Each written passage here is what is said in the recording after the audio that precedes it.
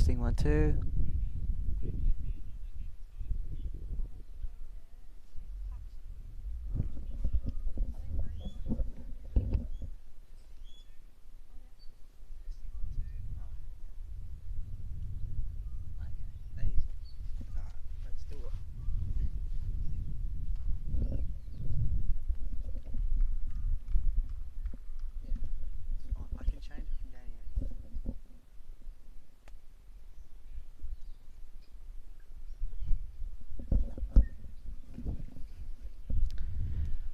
Welcome to an overcast Fane Oval here. This Saturday we're seeing Division 2 taking on the Nepalese Merewether side. We've just completed the second over, and after overcoming some difficulties with vision and audio, we are live, and you are watching Liam Lewis come to his run-up to complete his second over. His first over was dots, and Owen Skipworth has just completed the second, so it's Liam Lewis for the third. Merewether have had a good start. They chose to bat first. It's quite interesting when you have a look at the difference of the toss over the last couple of weeks. Warners Bay have won the toss the last 2 weeks, and so have Merewether.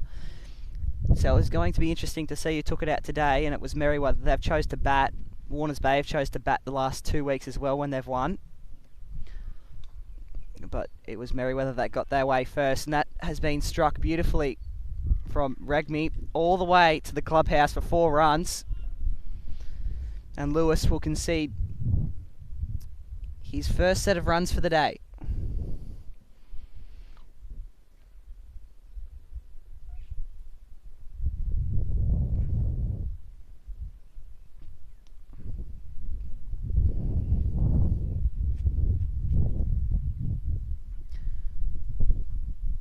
Lewis to Regmi again. Regmi tries to sweep it off the legs. Doesn't get too far. Lewis has been absolute asset to this club here for the Maroon and White. He hasn't batted the last 2 weeks, but he certainly has bowled in round 1, taking 5 for 22 off 7. And in round 2, taking 1 for 13 off 7. He's been named as vice-captain today.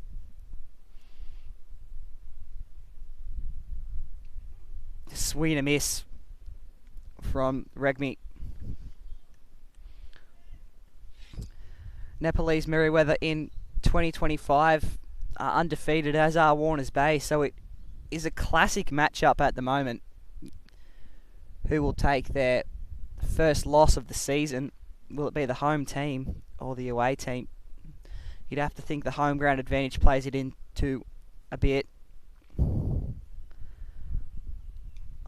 Regmi gets a hold of that one, calls for the quick single. There's a fielder in pursuit way back. Eventually they'll come back for 2.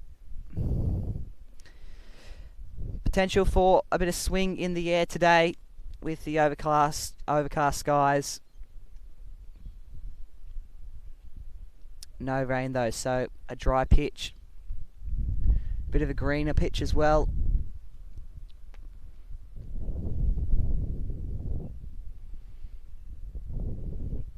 Nice little leave to see out the over there. Liam Lewis, none for 6 off 2 overs. Will be coming from the cricket net end now.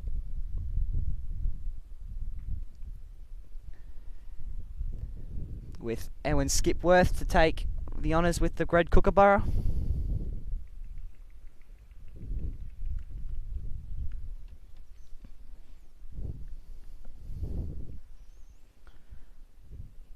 Over on Fane number 2 this afternoon, we have Division 5 playing Beresfield.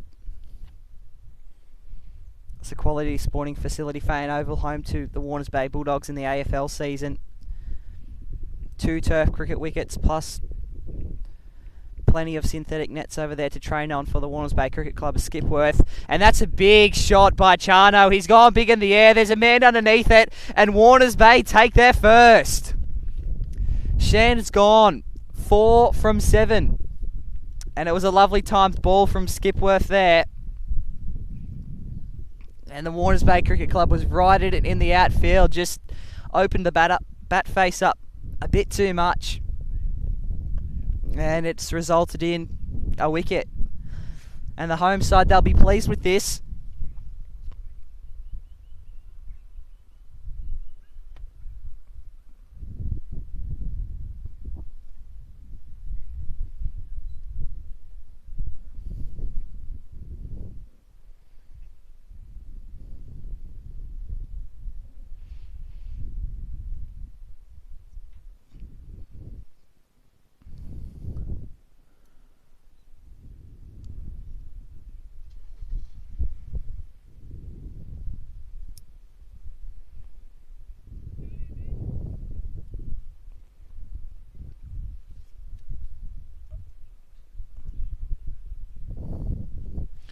So, Owen Skipworth, the man to take the first wicket for the Warners Bay Cricket Club.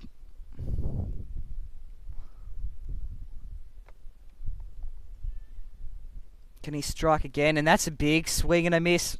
Nothing on it though. Lucky there for the Nepalese Merewether side as our Frogbox scoreboard runs through the updates.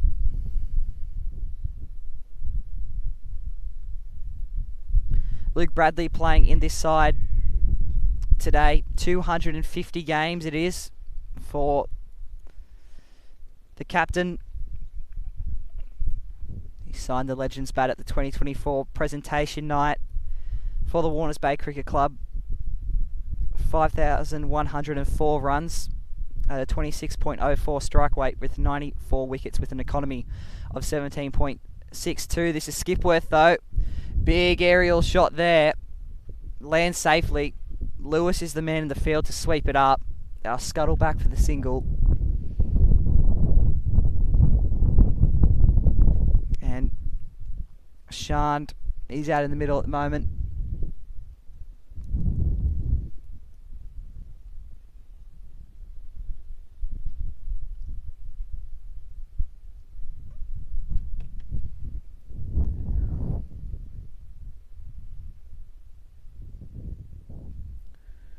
Skipworth, very good over here.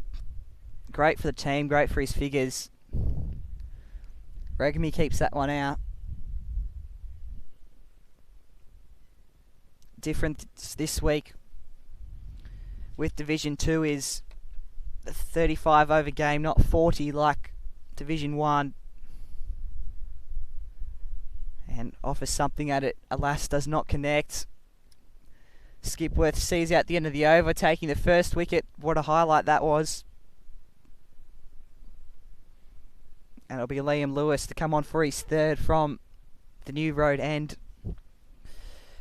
Across the last 2 years in Division 2, when Warners Bay and the Nepalese Merewether side have met, it sits at Merewether with the upper hand, winning 5 of the last 6 meetings. Warners Bay with just the one to the name. Of course, Merewether, the team in white you see out there. Warners Bay in the field, the maroon and white. Liam Lewis running through his routines. Let's get the best as he can out of the red ball. It's Shan on strike. And he's gone big. Every tree heard that knock of wood, and it will clear the boundary with ease. Liam Lewis's first ball of the over becomes a boundary. And there'll be a bit of running involved to retrieve that ball. And Shand, welcome to the crease. Potentially a bit short there from Liam.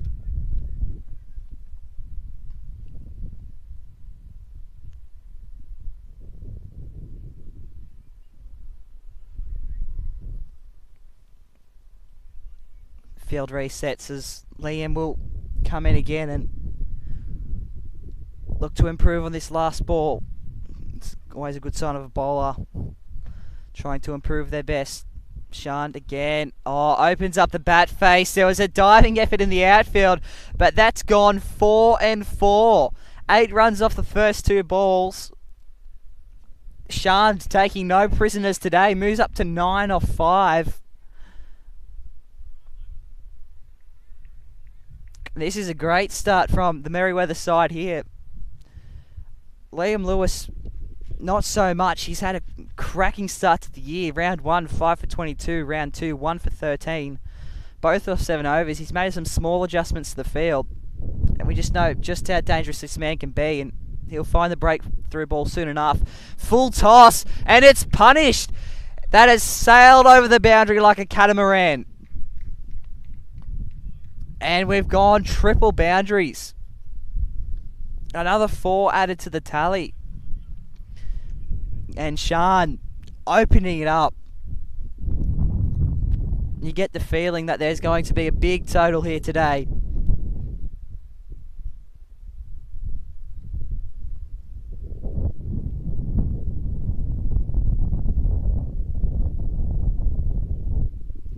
Merewether winning 2 on the trot. They beat Waterboard last week.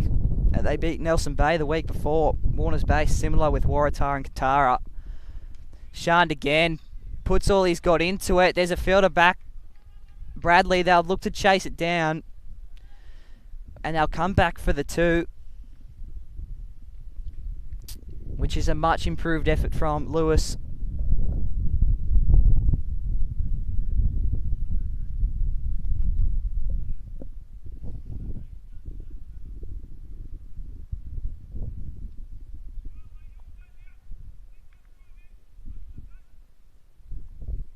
Shard taking a look around the field.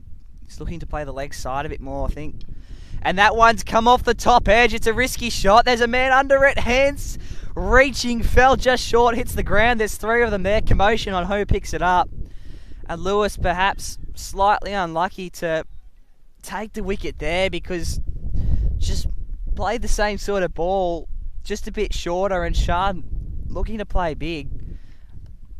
Just mistimed it. Chopped it off the top.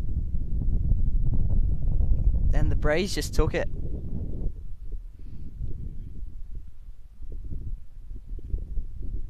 Lewis holding his hands up saying, take your time. He revealed in one of the Warners Bay Cricket Club posts on our Instagram that one of his cricket icks was batters not being ready by the time he gets back to his crease. That's a bouncer. And tops it off the toe. And it's taken in the outfield. Liam Lewis, after an over that's gone 4-4-4 and 2 twos, has taken the wicket with the most extraordinary bounce up, hopped up like a kangaroo. And Sean, after a dominant inning, 17 off 9, is left walking, and you can just see how much it means to Liam out there. He is absolutely thrilled at the moment. Warners Bay take their second, 2 for 27, and all of a sudden, 3rd drop's coming to the crease. Merewether under the pump already as we move into the 5th over. That will see out Lewis's stint for the 4th. Potential for Skipworth to come back on, but what a ball. It just set it up beautifully. It's just recognising that what he was doing wasn't working, and so he served one up and it just came off Sean's toe. And the wickets have reigned. Liam Lewis would be very happy with that effort. I was saying before that one of his cricket annoyances was batters not being ready by the time he got back to his crease. He reckons he takes 40 seconds to get back to his crease, and Sean certainly wasn't ready walking out to have a word with Regmi, which is still out there, 6 for 14. Skipworth's come back on.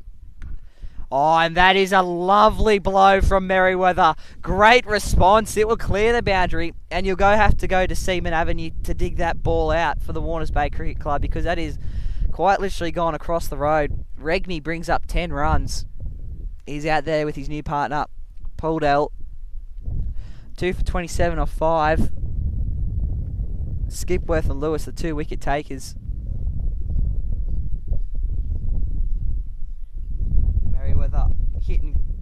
Merewether hitting big, but Warners Bay striking with wickets just as often. And that's a well straight hit there from Regmi.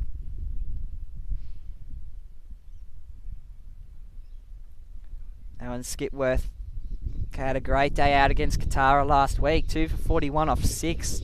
Very impressive. Round 1, none for 25. He'll come in again. You can see he's got the bit of pace on him. That one's come off the edge. There's a man back. They'll get the single. And our new batsman, Podell, will be on strike.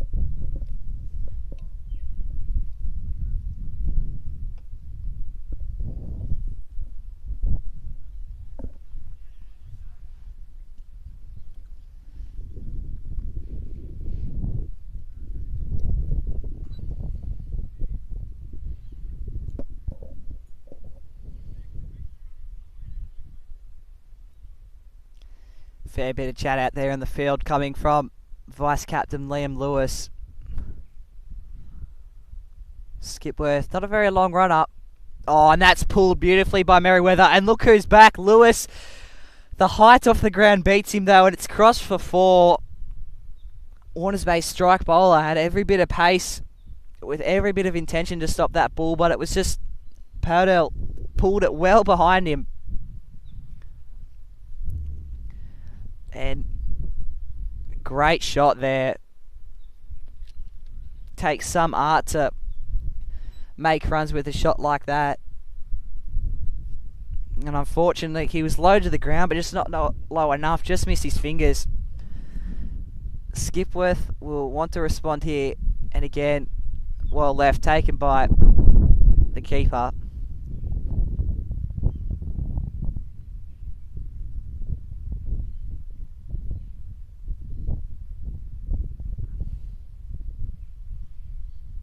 Podell still on strike as Owen. Skipworth comes in and plays it straight that time.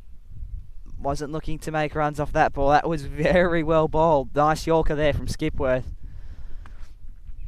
Brings the end of the 5th.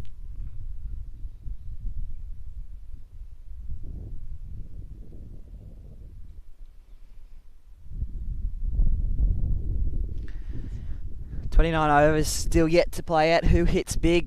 Are there half centuries made today? People often look at cricket and think it's a bit of a boring game, but there's just a certain element of excitement and questioning about it. Who's going to be the man that steps up today in Division 2? Round 3 of the competition, places starting to form on the ladder. And this is first and second, so this is match of the round. And it's what a match it's shaping up to be. That one stopped in the outfield. Dot ball for Lewis. First and second. And thanks to the Warners Bay Cricket Club new frog box system, you're watching it live and exclusive. If you're watching in the clubhouse on our YouTube channel, and hopefully soon the Warners Bay Sports Club, but you can't get it anywhere else. How good is local cricket? And that one's misfield's been costly. Bradley had it in his hands and it's run stopping 3/4 short of the boundary. He rips it back in, but it won't stop the 2. And Regmi starting to get a move on here.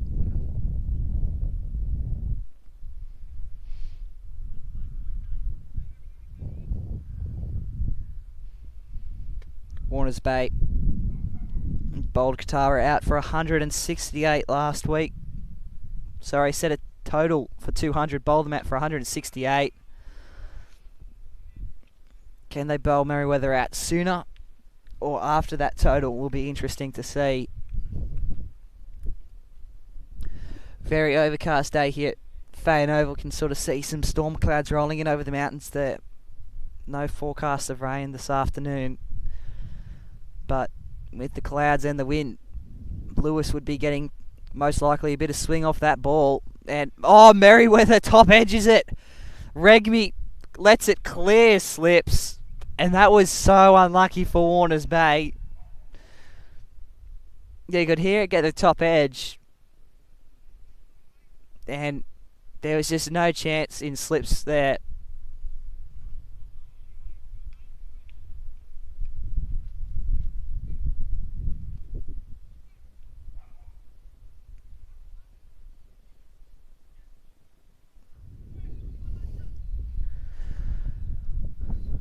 Lewis 1 for 28. He got 2 for 41 last week.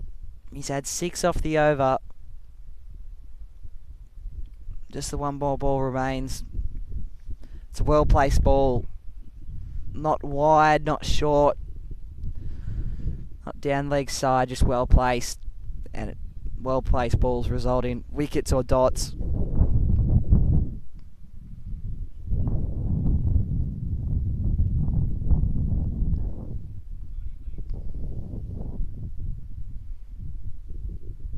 Good to see the field walking and looking for potential catches. That's out. Liam Lewis got his wicket today.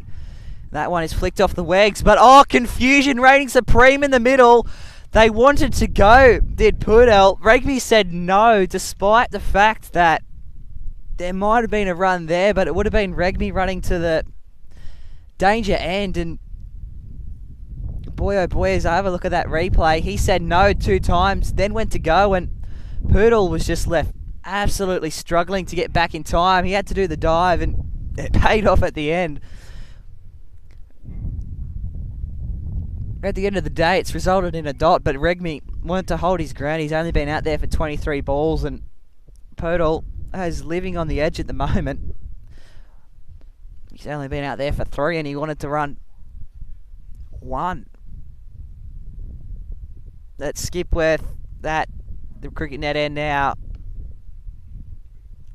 giving them balls that can't necessarily be played.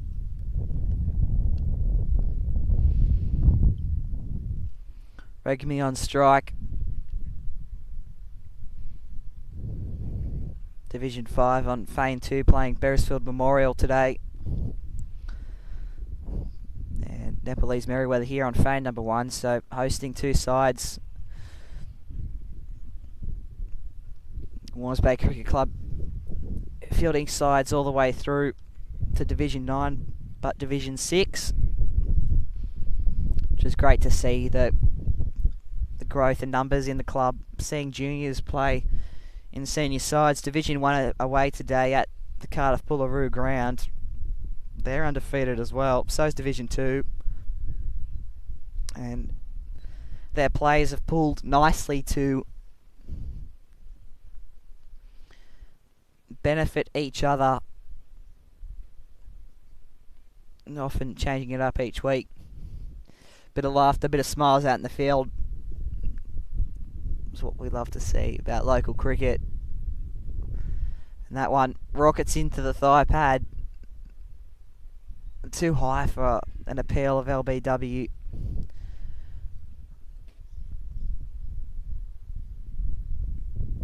Skipworth, half the over done. Looking sharp.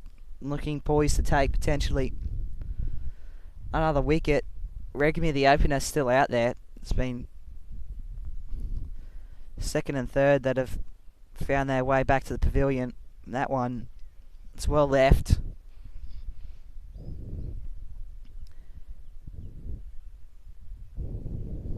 It's hard to tell whether Skipworth is much of a batter. Came in at the back order last week. 4 runs, not out for 4. But he's certainly a bowler. He's had terrific bowling figures, done for 25 off round 1, shaking off these winter cobwebs. He played Div 3 in round 1, and now Division 2 last week, 2 for 41 off 6. Potentially he could deliver a performance worthy of Division 1, maybe, but right now it's all about the job at hand. And their strike bowler will come back on. It's Lewis, Liam Lewis, double L, double threat. And again, rubs his hands on the roots of Fane Oval. Might have to question Liam what that's about. It's a very interesting tactic. And that ball went straight through the batsman. Lewis takes his second. That was an unbelievable ball. Just skipped through everything under the bat.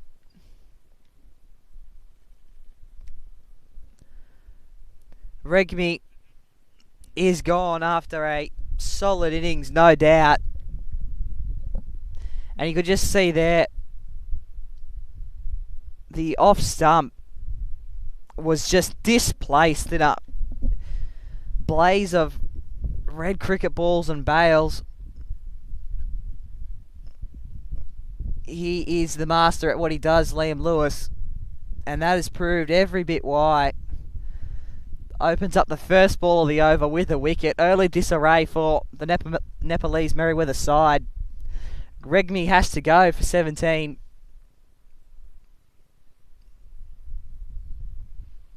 And Liam Lewis, he is something, this man.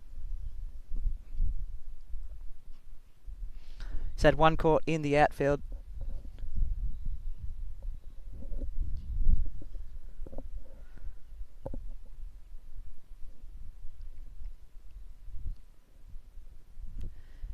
See there, replays, scorecard. Just when Nepalese Merewether looked to get a roll on, Warners Bay have shut them down. Lots of 4 runs and 17 runs there. We take a look at Fane Oval number 2. What's happening over there? Beresford Memorial 2 for 37. Warners Bay also fielding over there, so we'll have the 2 Warners Bay sides playing at Fane Oval today, batting at the same time as Liam Lewis comes in. Second ball of his over, looks to tickle the edge of the batsman. Hamill's not phased, not interested to play a shot at that because slips are open. First slip and a keeper, of course, in place. But again, another tempting ball from Lewis, just trying to tempt the batsman. Gently coax a wicket out of this Merewether side. And again, same sort of ball. Hamill struggles to find his feet. Does a bit of dancing.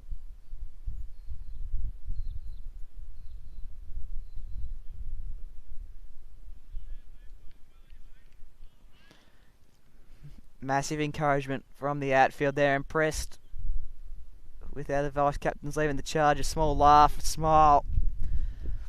Bori steams in for his 4th. And that one, Hamill keeps it out beautifully. Getting his eye in well here, Hamill. Getting a taste for what the maroon and white are offering. Mentioned before, first versus second. Watching it live and exclusive on the Warners Bay Cricket Club YouTube channel. Thanks to our new Frog Box kit. Seeing all our finest wickets and run makers this season every week from Division 1 and 2. Who's home at Fane Oval. Around the leg stumps there. Comes a bit close. Does he take a nonchalant look over to Fane number 2? There's Euphoria over there. They've taken their 3rd on Beresfield Memorial. Maroon versus Maroon. Here, however, you're watching Merewether and Warners Bay, and Hamill offered something at that time, but was ultimately happy to leave it. Liam Lewis, a wicket made and over. He's taken 2 for 28 off 5. A brilliant performance, really leading from the front here. It's why he's got the V and the C next to his name for vice captain. And there's some words exchanged with the keeper. He's very impressed with what Liam's been offering. And we see Skipworth. He's taken one himself today. Come back on field to have a crack at Padul, who's been out there for 1.5 overs. But Warners Bay won't look to give him any more than that. There were hands in the air. Thought there was a sound. Your players out there today: Stuart Adams, Jeremy Arnott, Kane Bradley, Luke Bradley, Anthony Brown, Charlie Evans, Sean Flanagan, Karthik Kilmer, Blake Lewis, Liam Lewis, Owen Skipworth, who's bowling now. Again, tempted the batter. And the ever exciting and explosive figure of Andrew Vickery. We'll get to some of his stats a bit later, but he has gone 54 and 42 for his 2 batting performances this year, so we could well be seeing a big total today. It's all about Skipworth and Poodle. And Poodle breaks it. The chance for a run out. Hummel was quick enough.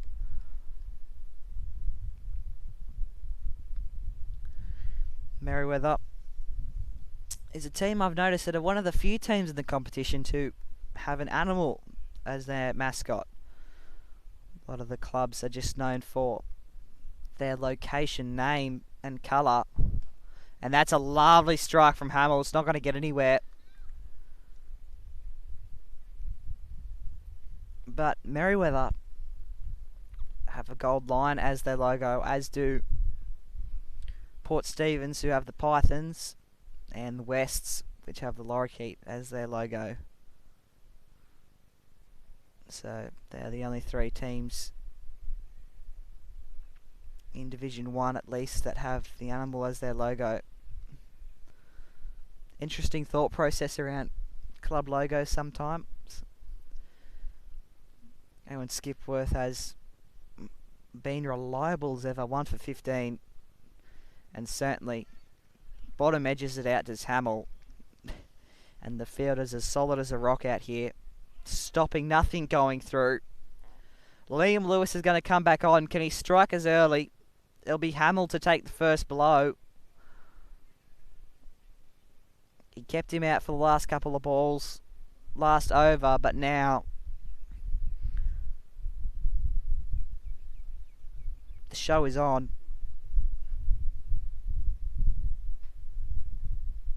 And my apologies. It'll be Poodle taking strike.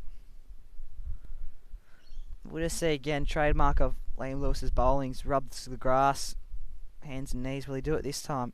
He's done it at the start of every over today, but maybe it's a thing that once he's got a couple, it's done the trick. He's 2 for 28 off 5, entering his 5th.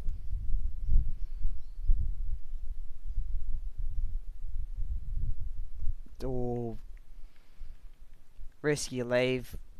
Lewis gives the long stare. Knew how close he came.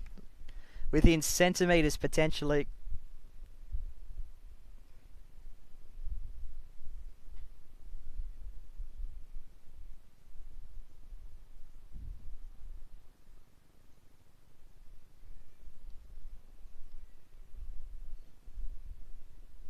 And that one bounces off a bit wide. Potential deliberate swing maybe. It's been called a wide. And 4 byes as well. Just goes to show how much power Lewis puts into his run up. It skipped to the boundary.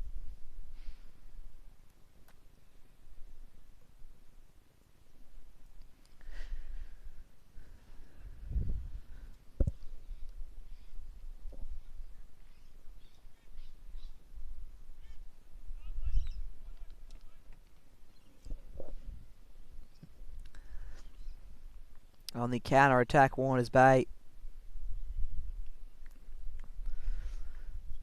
2.5 overs since the last wicket. 3 for 48.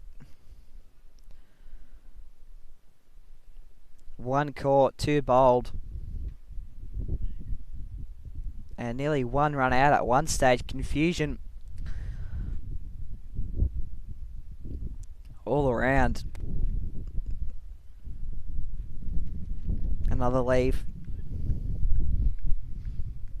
I've been informed that Lewis spent some time in Division 1 the previous couple of years, improving and working on his craft, and that he has. It shows in spades in Division 2 really.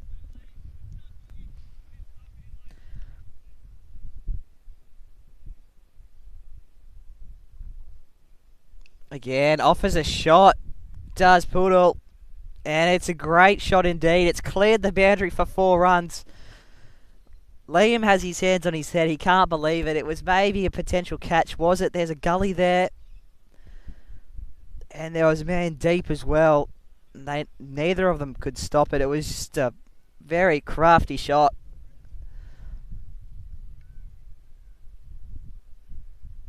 And you can see that there was a bit of disappointment there from Liam.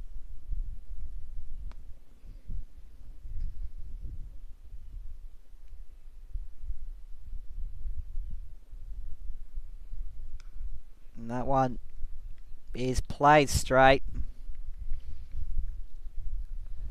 A good indication here, if you're watching at the ground, of how hard or how fast a bowler bowls, should I say. It's the sound it makes the bat. There's a nice thunk, a nice crack of sorts. And you can hear it echoes around here, Fane Oval, very nicely. And that one, big appeal. It's hit the pads. Came so close to even breaking through. And they know it's not out. Agonisingly short of another wicket. Finishes the over with just an extra 8 runs to his name. Skipworth come off. Looks like he'll have potential stint with the scoring, or maybe just a drink. But the bowler has been announced. Bradley is going to come on and have a crack at these Nepalese Merewether batters, Hamill and Poodle. Just the 5 runs to Poodle's name, and Hamill has been out there for 1.5 overs, and it's not making much of an impact, but potentially there's some balls he can score on here. That one definitely not turned him all sorts of ways. Didn't know how to play it. Potentially thought he was going to be out. Whipped around at the rate of knots to see what sort of damage had been caused.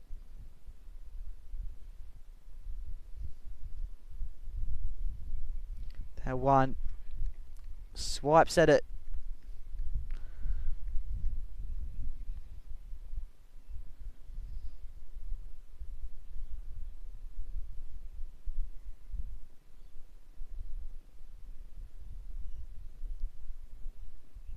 Bradley in again.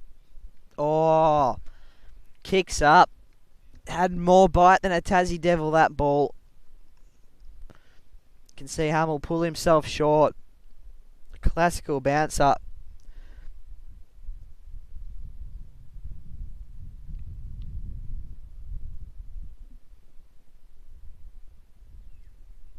Hamill gets the outside edge to it.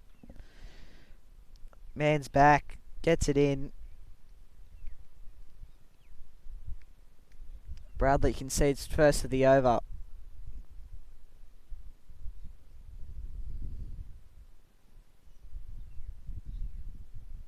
It's Kane Bradley, 1 or 2 Bradleys out there today. Luke will have the gloves on behind the stumps. Kane really sharpening things up here. Nepalese Merewether, 3 for 53.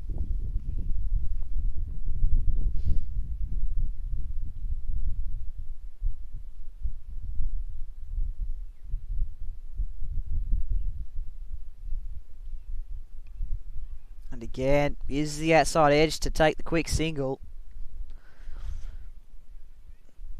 They come like bees to honey when the ball was dropped in short. They're looking to try and eliminate any sort of runs here, Warners Bay. Really tight game they're playing.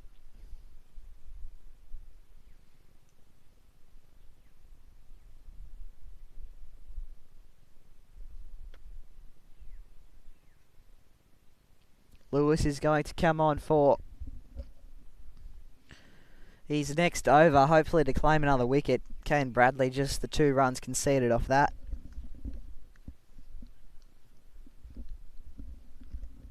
And Lewis rubs the grass again. Classical routine, superstition maybe. Can he use it well? It's Poodle on strike. Plays it straight. Great grab in the outfield. Applause. And again, a tight outfield. Nobody on the boundary. So if it's hit through, covers, or it's hit over their heads, it's going to be a long run back, and it's certainly going to require the chase. That one carved beautifully. Kane Bradley's back, sliding, beautiful save on the boundary. Halves what could have been a 4. Just the two for Nepalese Merewether. And Kane, that was a solid piece of running.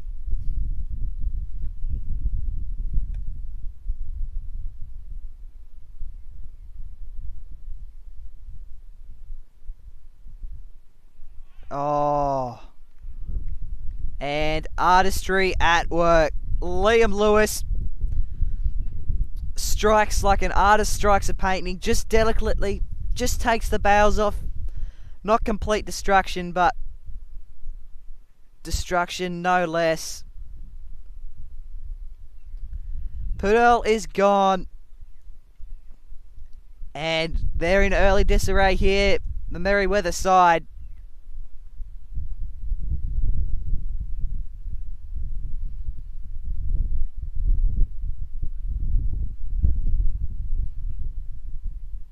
Lewis claims he's third. And you can see maybe he takes another couple to his name. 3 for 40 last week. He was going back through his scores. 1 for 13 off the 7 overs. Played a really tight game last week to have 13 runs off 7 overs. But man, this bowler, this man, Liam Lewis, he is amazing. As Shrestha comes to the crease.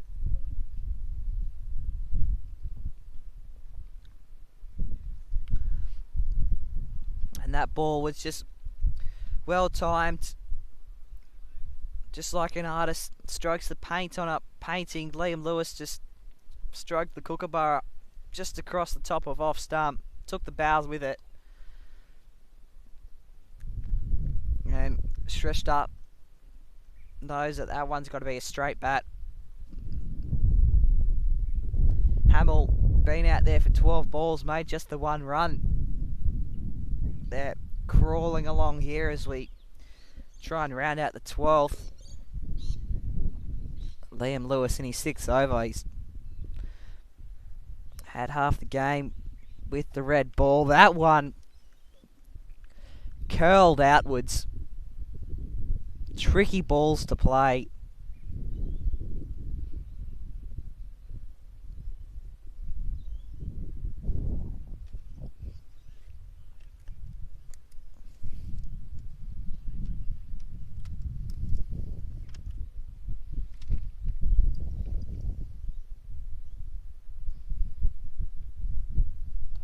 And again, Shrestha keeps it out. End of the over. Talking about pitches, we are extremely grateful to have such a committed grounds team here at the Warners Bay Cricket Club. Presidents and committee members curating the grounds look really nice, and they do indeed. They show up beautiful on your camera. Watered, painted, rolled. It is a lovely ground to come play cricket on. As Kane Bradley will come on for the next over, but having a look throughout the week, it has to recognise a batting and a bowling pitch. A bowling wicket will have more grass, a bit of moisture in the air. It's cracked, have a bit more bounce to it. And there's a batting wicket, has dry grass. It's hard, it's dry, it's flat, and it works best on hot and dry days. So haven't had any rain, but it's certainly overcast, and it was cold overnight, so potential to have some moisture in the wicket after a bit of dew fell. And that one, big appeal, he's given him. Kane Bradley takes his first, and that was a greatly placed ball. Hamill is left to go, just the 1 run off the 14 balls. But Kane Bradley, the appeal was big because they knew that LBW was indeed waiting for them on the other side.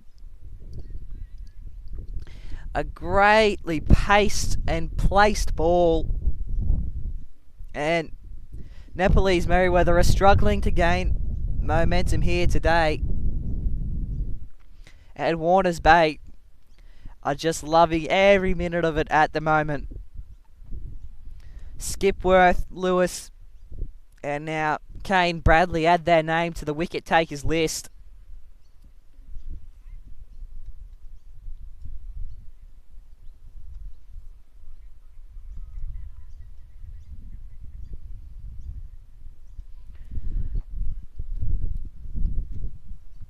Kane Bradley hasn't been playing the last couple of weeks. We don't have any previous bowling figures, but no doubt this will show up for future weeks. Builds a good foundation. 1 for 2 off 1.2 overs.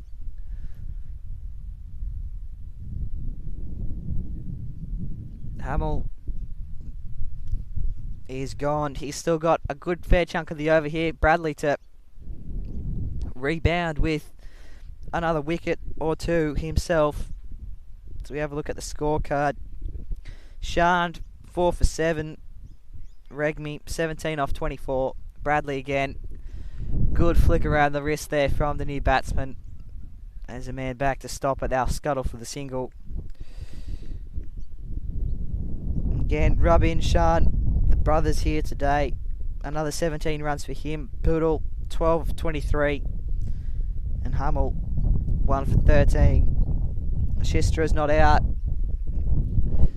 Could be Sharma at the crease. Not too sure just yet. But the wicket tally ticks over to 5. And suddenly we're nearly halfway there from taking out the Merewether team. All out.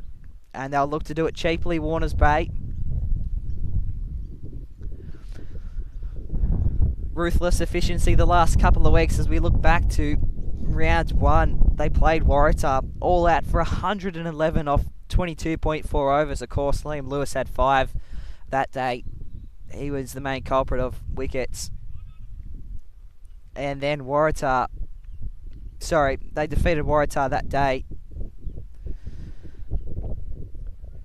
And then Katara, well, they set a monumental score of 200. And Katara were out of time at 168. A swing and a miss. It's Adhikari out there at the moment. In the blue pads on screen, Adhikari in the blue. Sherstra in the black pads.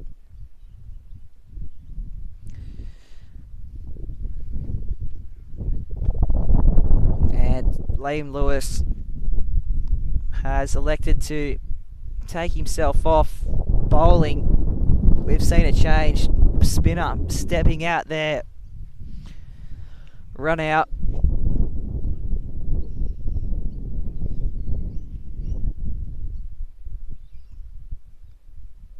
Lewis is going to find himself in gully/slips. There's a man way back on the offside, right on the boundary, and that's the furthest man back. They've all formed around the inner circle.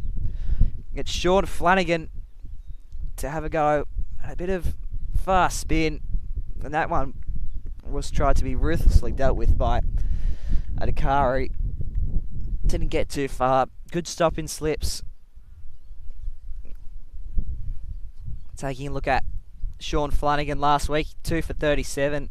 Great figures. And round 1, 1 for 40. Took the last wicket of the day, had 4.4 overs. Adhikari tries to play straight. Flanagan tempting him.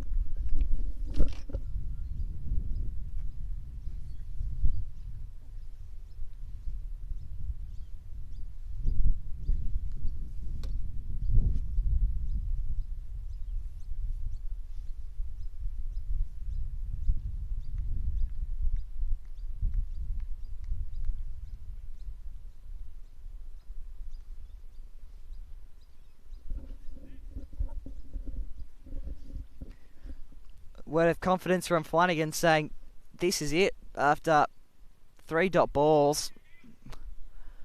Not that ball, but indeed could be coming up. They scuttle through for a single. Breaks the maiden dream.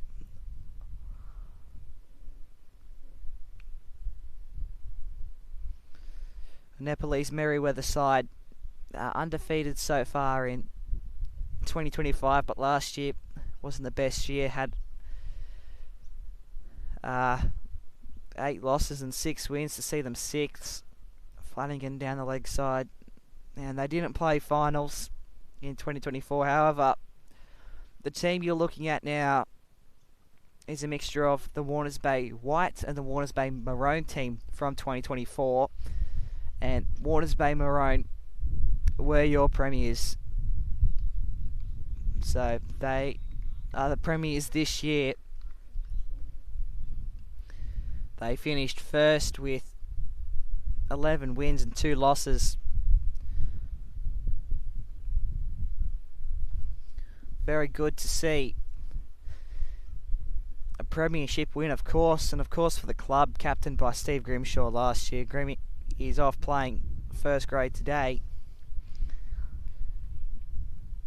But Waters Bay were also runners up to Maryland Fletcher in 2023 to 2024, so there was redemption there. They were keen to break. And speaking of breaks, there's a break in the field at the moment. Kane Bradley's going to come on. Batsman, short meeting in the middle.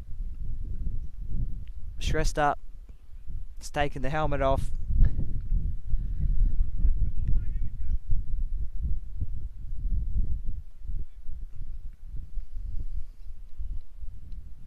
Tempting.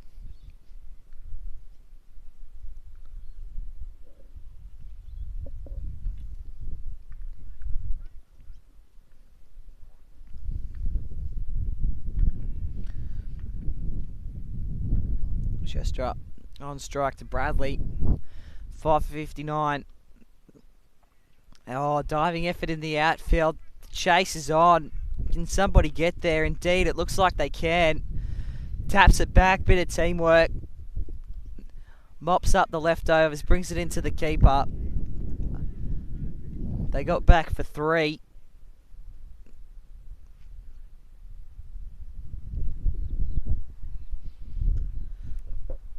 Five wickets in hand for the Nepalese Merewether side. Bradley again. Went to cut it, did. Chestra. Adhikari in the blue pads as mentioned before. Strike rate slowing a little on the Frog Box scorecard.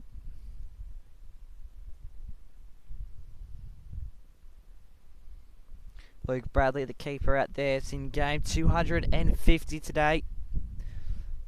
Part of the Warnes Bay Cricket Club Hall of Fame with over 5,000 runs to his name. Extremely impressive as Bradley flicked away. They liked the leg side, Merewether, and they were desperate for the run.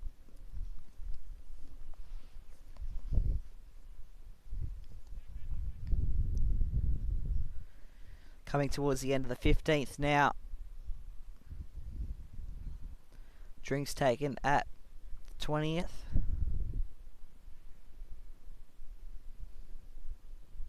And that one skips away. Great ball from Bradley.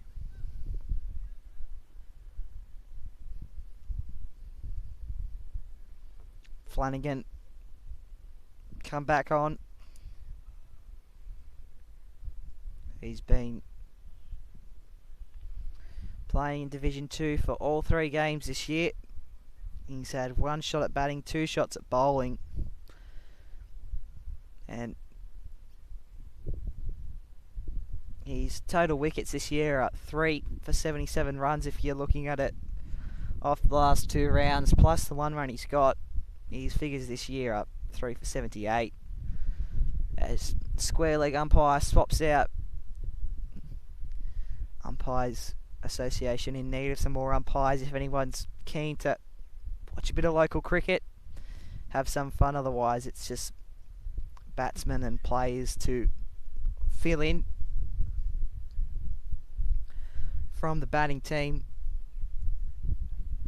A few people like to get around to the cricket on a Saturday. Certainly with 2 games in it, draws a few to the ground. Not massive crowds, but enough to hopefully cheer on Warnes Bay, get them home. Flanagan crams up Chester up. Didn't know what to do with it, just let it rocket it into him. And LBWs are on here in senior cricket as well. No matter official umpire or not, we've seen one go the way of that already.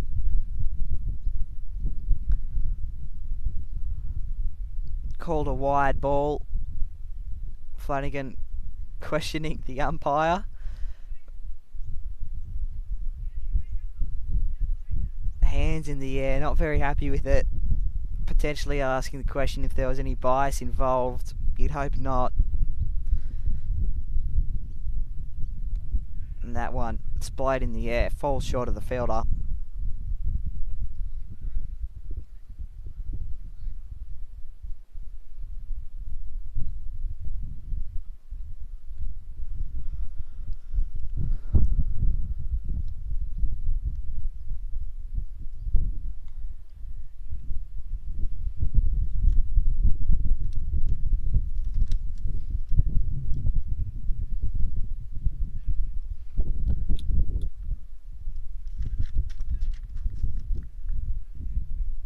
Head to head, Nepalese Merewether have the upper hand on Warners Bay, winning 5 of the last 6 meetings.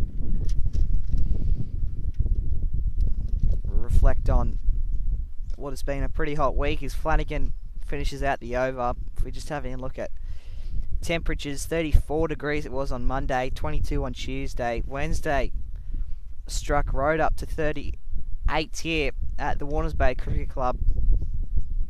Junior training cancelled, seniors went ahead, and on Thursday temperatures dropped to 21, Friday 24, and Saturday we're sitting at a pretty cool 22 degrees here as a breeze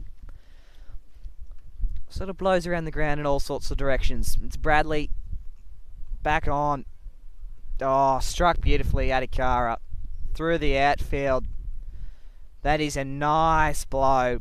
Carries all the way to the boundary. Started slowing down, but it came off the bat with enough pace to up that run rate, which is the main intention.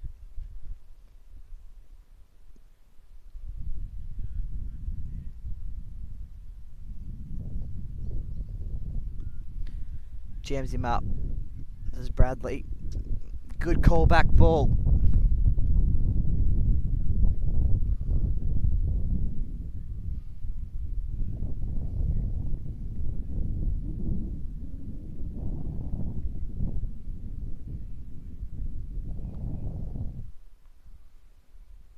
And that one skips over the top of off stump. Leg stump, sorry.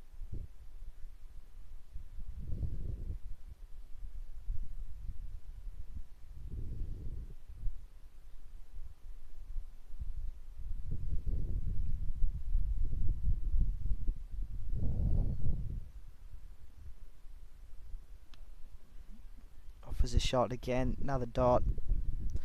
Things slowing here for the Warners Bay Cricket Club. It's been a while since Liam Lewis struck with that last wicket.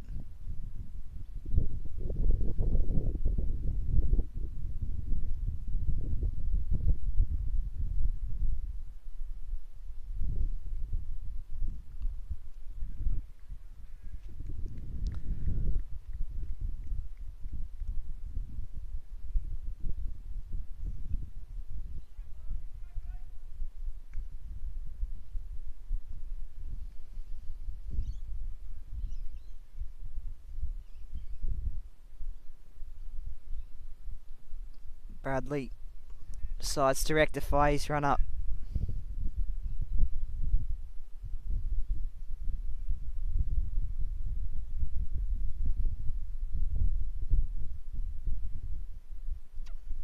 Have to go again. Puts out a ball that's not to be messed with. End of the over. Great call from Kane Bradley.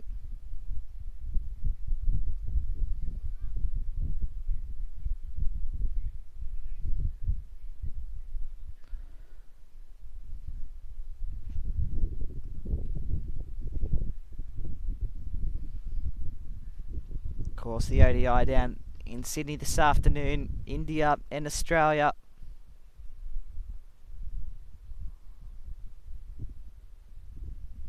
Flanagan's going to come on and have another crack at this Merewether Nepalese batting order, which have had a bit of a collapse in the last couple of overs. had the 5 wickets.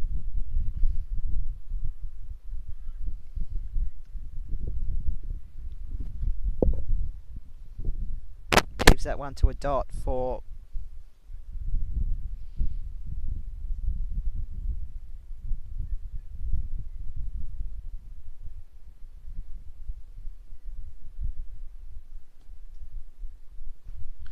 Flanagan for his second. Again, Merewether plays it straight. Working hard here, the Warners Bay Cricket Club, and usually one of my favourite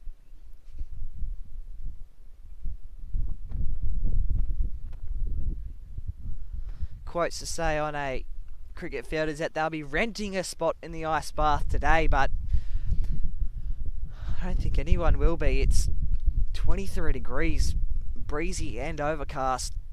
No one should be breaking a sweat out there today.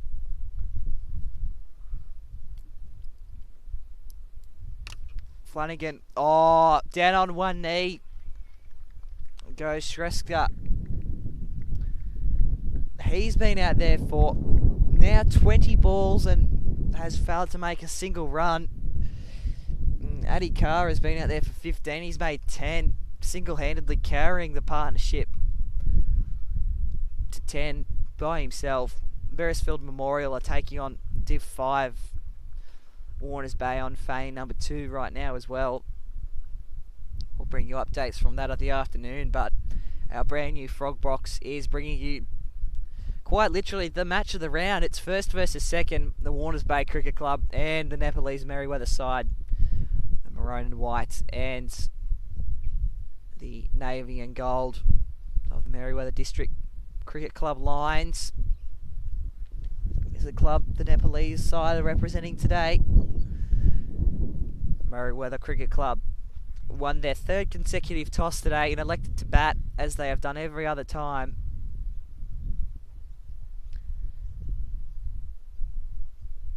And Warners Bay have lost the toss and was sent into field.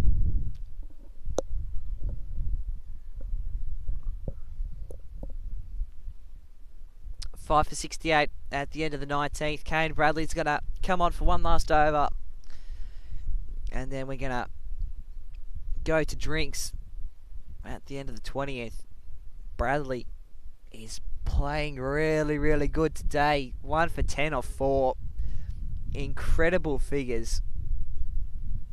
Haven't seen him the last couple of weeks, but he's here today and he's doing well. No previous figures or stats to offer, just today, and that speaks spades to what he's been delivering over and over again. You'd have to think that surely sooner or later bails fly or hands wrap around a aerial shot and the wicket is taken. Glanced off the leg side. Sean Flanagan's the man back. Rips it in and corks any thoughts of running 2 runs. The thoughts was there, but alas, it wasn't going to be possible, not unless they wanted wickets to fly.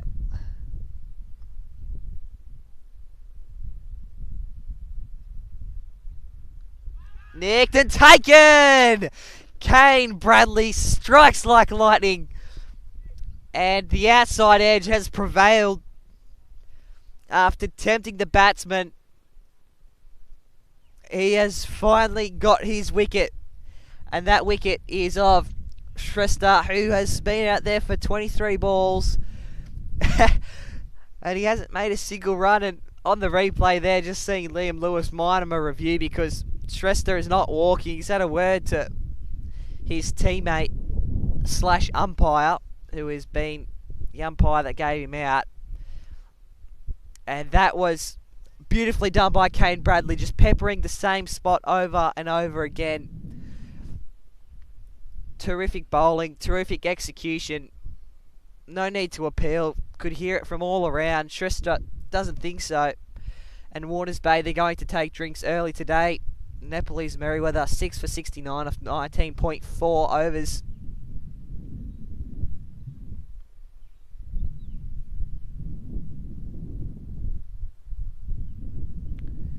Kane Bradley, 2 dots, 1 run, and then a wicket. Sees his total climb to 2 for 11 off 4.4 overs.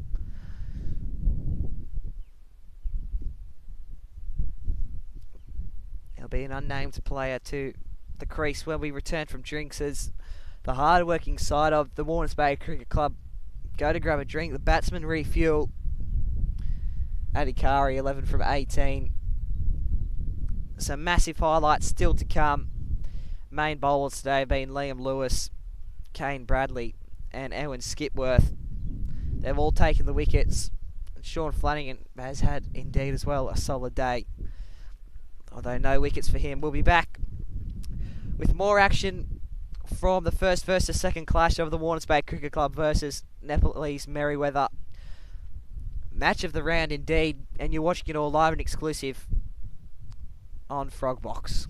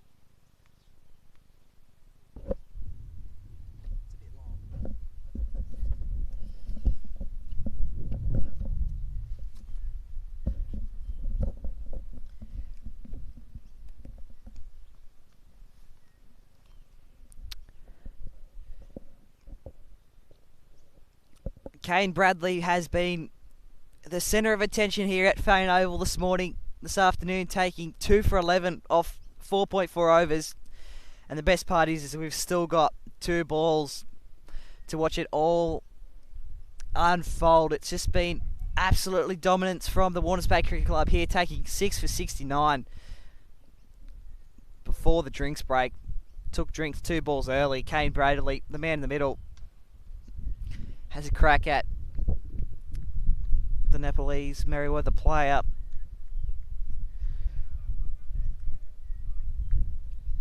Lots of talk in the outfield. Flanagan, Lewis, Skipworth and Kane Bradley, they've all had terrific days out today, each taking wickets.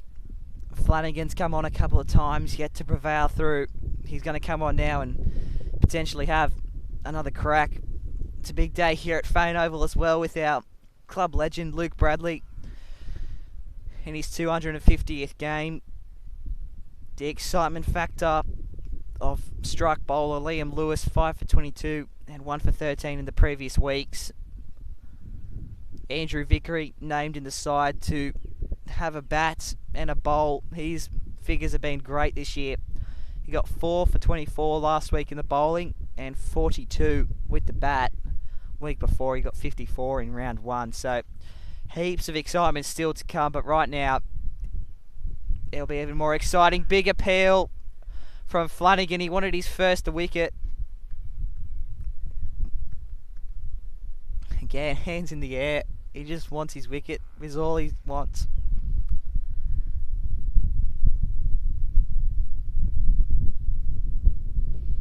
He's the only bowler to bowl today that hasn't taken one.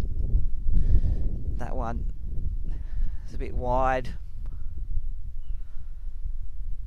You'll notice in Division 1 there'll be official umpires to make the wide calls and the no balls and the LBWs, but in Division 2 all the way down to 9 players are expected to score and umpire, and every tree heard that knock of wood. That is a terrific blowout in the middle from Adhikari. Bradley's been the man back to stop it, and they've got to keep running because they thought it was 4. Chance for a run out, pegged by Luke Bradley to the bowler's end. Do they go again? Skipworth was there to stop it, but they thought with every might of their being that was 4 runs. Kane Bradley said no, gonna try and run that out.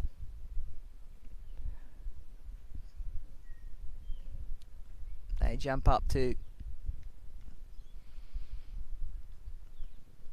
good total, the Nepalese Merewether side. They ran 3 that time, so Flanagan's figures none for 7 off 3.3 overs. This will be his third. Nepalese Merewether not quite there yet. Still a lot of batting to do. Ideally, as you would do each week, big appeal, stuck in the pads, not going anywhere. Ideally, each week you like to see 100 runs added onto this score right now. So 73, you like to see 173. That's a competitive total. Warners Bay set 200 last week when they batted first, and the week before that they set 178. Right now it's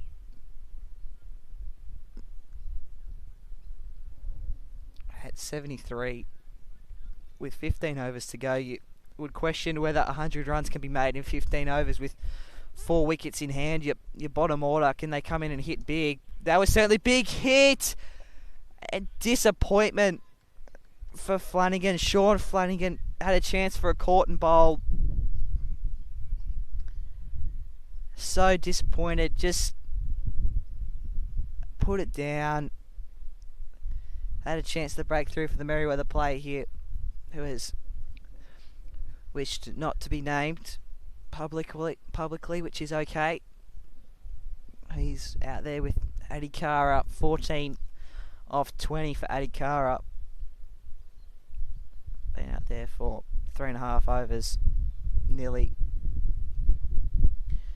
Just the 14, you think he'd be the man to do it.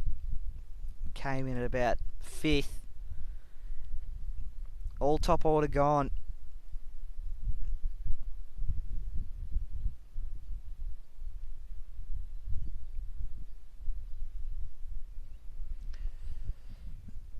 Kane Bradley is staying on the boundary, so we've got a new bowler to see us into the 21st over.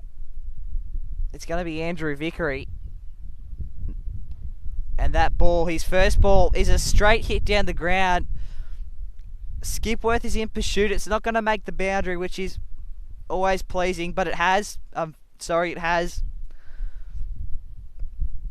And Vickery's first ball is a boundary, and This was the excitement factor I talked about after coming back for drinks. Is Andrew Vickery is a great all-rounder. In round 1, 2 for 29, and last week 4 for 24. He's a bit of a spinner. He is amazing to watch, so hopefully he'll be able to tighten up after that performance. Luke Bradley has come closer to the stumps for him,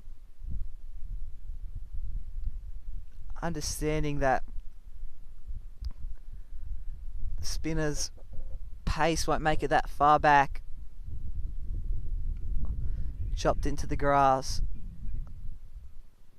They'll go 1, and they want 2.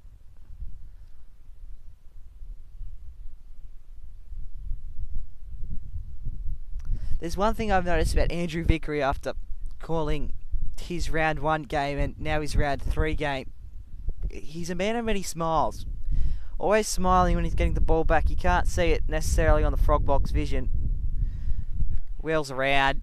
The chase is on. He's off to the races here. The Warners Bay field up. Can he stop it? He does with his feet. That was creative, and that's paid off. He's going to get it back in. The throw's askew, but that's okay. It was a great chase, great effort. Kept them to as minimal runs as possible. Adhikari with that creative shot there in the blue pads. Coming back to Andrew Vickery, the man with the ball at the moment. Always smiling. Oh, that is a beautiful blow. All the way back. A jump from Skipworth. Bounces out the palm of his hand. And those sorts of catches are very, very hard to take in cricket. You're running back with the flight of the ball. Don't know where the boundary is. Just got to stick your hand and hope it sticks like honey. On that occasion, it didn't. Skipworth will be disappointed. Vickery remains wicketless. That ball's tight, though. Keeps the dot. Would it be fair to call Andrew Vickery the smiling assassin after a couple of weeks of really, really solid and somewhat scary bowling to opposition? 4 for 24 last week. He's elite. And he's always smiling in the outfield. He's the number 8. I saw him at the start of the game, having a chuckle. And when he received that ball back from the outfield again, just smiling. It's always great to see people having fun at the Warners Bay Cricket Club. It's what the team's all about.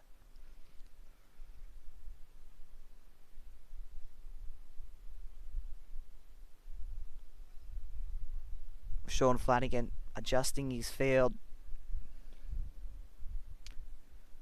Andrew Vickery, 1 over, none from 11. Flanagan's also none from 11, I believe. Oh, they've gone the quick single. Chance for a run out. Diving throw. Good backing up in the outfield. Perhaps it was never going to go out. Ooh, some chat from the outfield. Merewether player not happy with the Warners Bay player, perhaps pegging it in as hard as he can. Trivial issue. There are more things in cricket to be upset about. At least he hasn't lost his stumps. It's Adhikari on strike. Off the pads. Big appeal. Flanagan gets the breakthrough wicket. The one he's been waiting for some time now. He'll take Warners Bay's 7th. Nepalese Merewether, 7 for 85. And the whole field went up because they knew that that wicket wasn't just a wicket. It was going to be Sean's first. And one Sean has worked to for 4.1 overs. And after that quick little single, disposes of Adhikari, who was really starting to get on a roll. 23 off 25. And you can't help but wonder if the Merewether Cricket Club are going to clear the 110 mark. Warners Bay, ruthless as ever. They bowled Waratah out in round 1 for 111. And then last week they bowled Katara out for 68.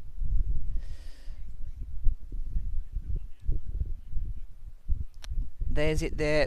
Only 9 extras today. They've all been wides.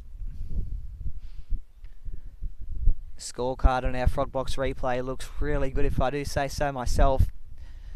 It's Subkota out, going to face Sean Flanagan. He's just got a wicket. Is he riled enough to get a second? Well, potentially. We're about to find out. Prepares himself, field walking in, ready for a potential catch. That one came off the bottom edge. If you watch much cricket, you can know that any ball that comes off the bottom edge can be easily chopped into the stumps.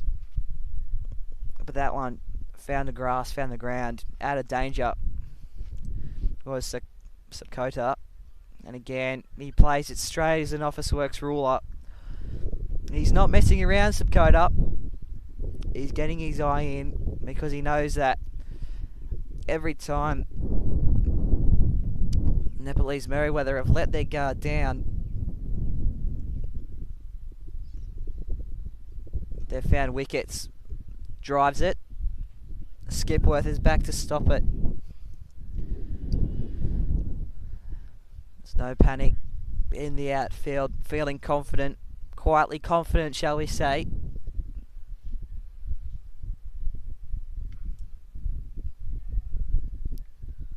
Calls for no run.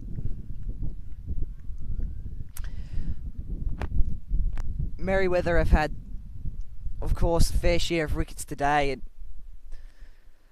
but you have seen some beautiful shots over all angles of the ground, and you can tell why Merewether are placed second to Warners Bay on the ladder. It's first and second here, and you can see why Warners Bay are first with this sort of bowling performance. And potentially once we get to the batting, you'll see a bit of Andrew Vickery and some of the other batters like Luke Bradley that will start and get on a roll on.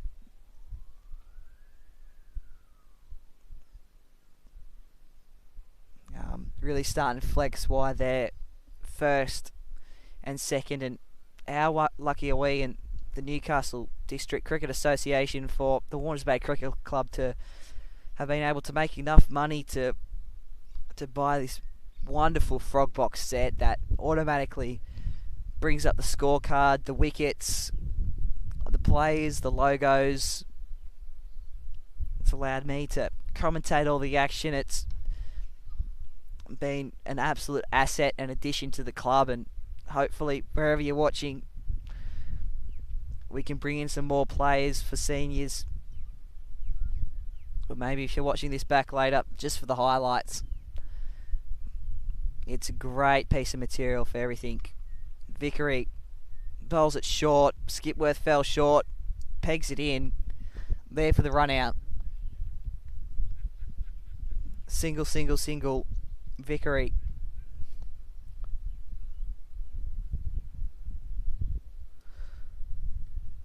And that one, bat face was open, slid off like a bar of soap and crosses the boundary. Subkota moves his total up to 5 from 6 balls.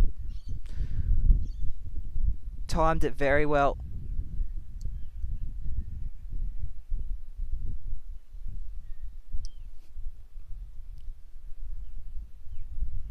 And there's just a couple of players crouching down, sitting down in the outfield at the moment, having a little break because it's high pressure at the moment. This could easily be, as we move into round 3 out of 20 rounds.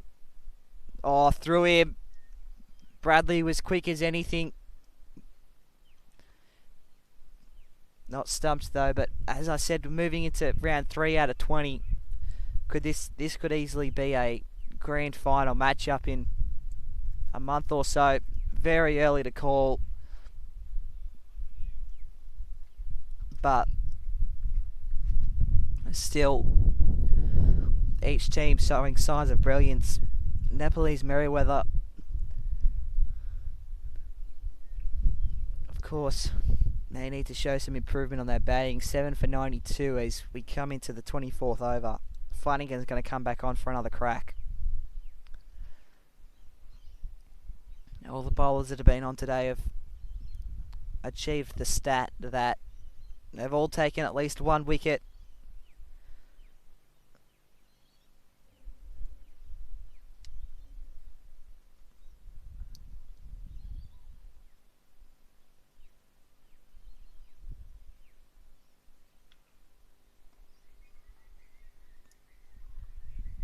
toes out the bat.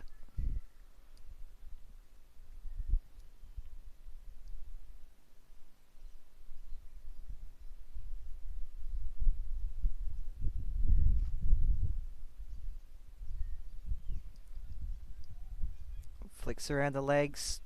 There's a big chase onto the outfield. They want to try and minimise the run rate here for Nepalese Merewether. They get, I think that might have been 3 there. Just have to wait and see.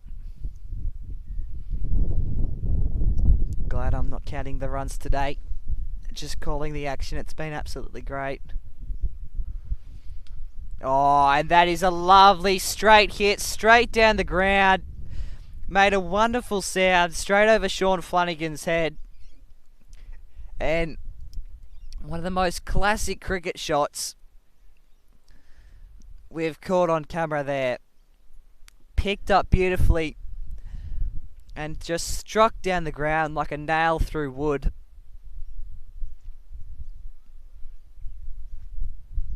That was brilliance from Sakapoda.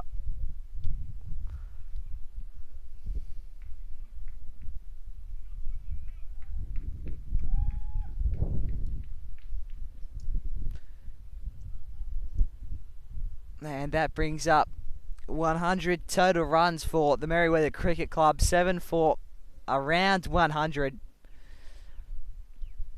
As we try and round out the 24th over.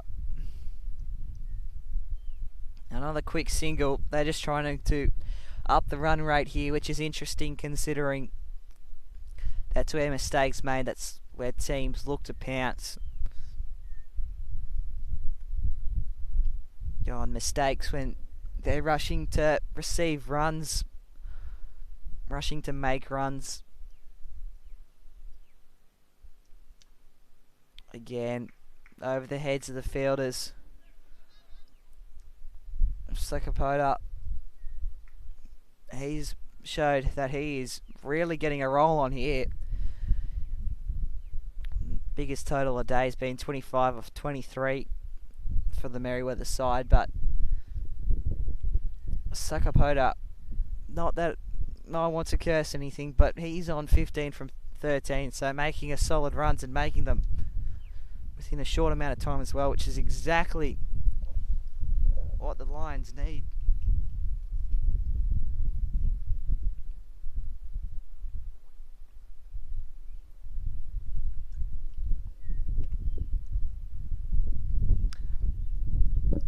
Liam Lewis has entered back the field of play. 12 players for the Warners Bay Cricket Club, so they're required to each swap off and score for a bit as Andrew Vickery bowls a full toss. Slapped away.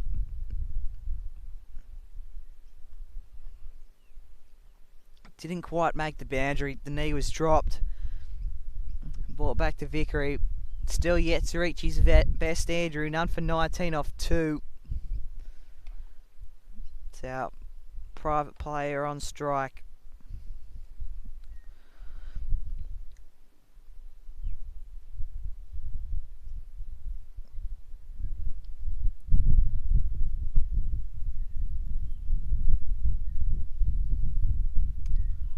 That one even skips under the legs of the keeper. Calls from run from the stands. Interesting they didn't take that. They must have felt somewhat threatened by what Warners Bay could have offered then. And that could have well have been a run out. Merewether player on strike. Oh, down on one knee. And again, Kane Bradley is in the perfect spot. He's just stopped to 2 there this over. And what could have been easily 2 fours have become 2 singles. Because Kane Bradley is there and Andrew Vickery might need to figure out a way around. Merewether's unnamed man as Sakapoda is on strike now. Playing some wonderful shots indeed. Straight batted it. Safe, secure. Very nice block shot. End of the 25th over. We are now in single figures. 9 overs to come here at Fane Oval. It's overcast, it's windy. Ball getting a lot of movement. Merewether Cricket Club 7 for 106. Good total to make would be ideally over 180, but at this rate, potentially over 150 would be good. They've got 3 wickets in hand. They need to go big here. And then if either one of these two get out, their next batsman in will indeed be looking to play large. Do you bring Liam Lewis on, your strike bowler, to mop them up? Does Kane Bradley come on and bowl another couple? He's only bowled a couple today. Does Skipworth come back on? He's had another good game. He had 241 last week and he's taken one today. Sean Flanagan, again, solid performance, 1 for 18 off 6. He's been impressive to watch.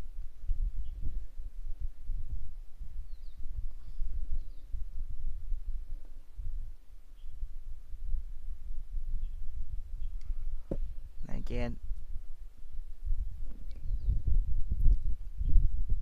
keeps it out. Does Merewether.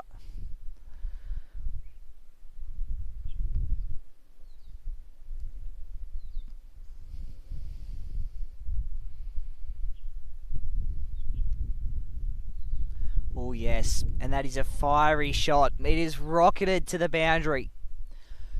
The umpire has preempted the 4 and started signalling it. A great way. And our unnamed man moves to 11 off 17.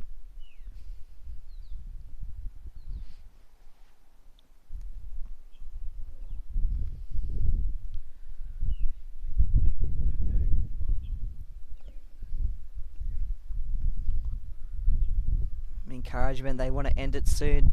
Do Warners Bay Cricket Club, which is quite interesting to compare to what Division 1 did last week, and we'll unpack what Div 1 did last week, as it is swept but doesn't clear the field up.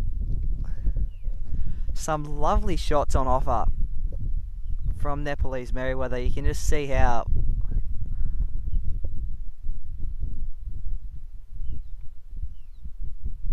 seasoned they are in their batting.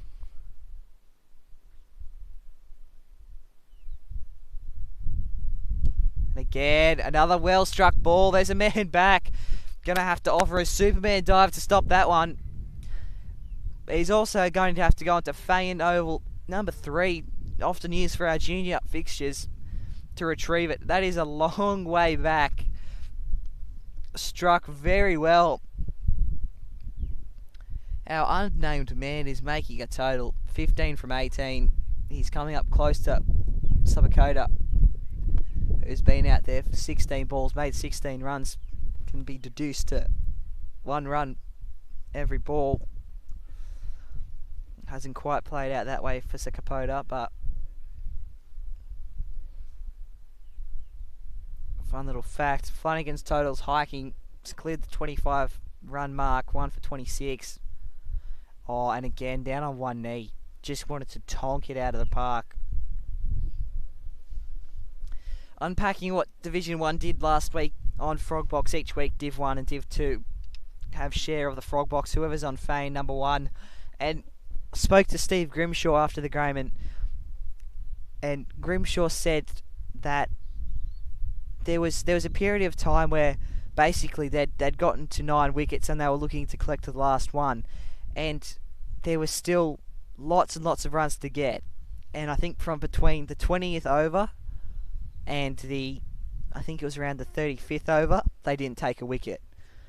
And when I asked Grimmy why he necessarily didn't bring on his strike bowlers, or why everybody was so calm, because there was a stage there where they were playing the Gardens Falcons. There was a stage where the Carter Falcons just open up.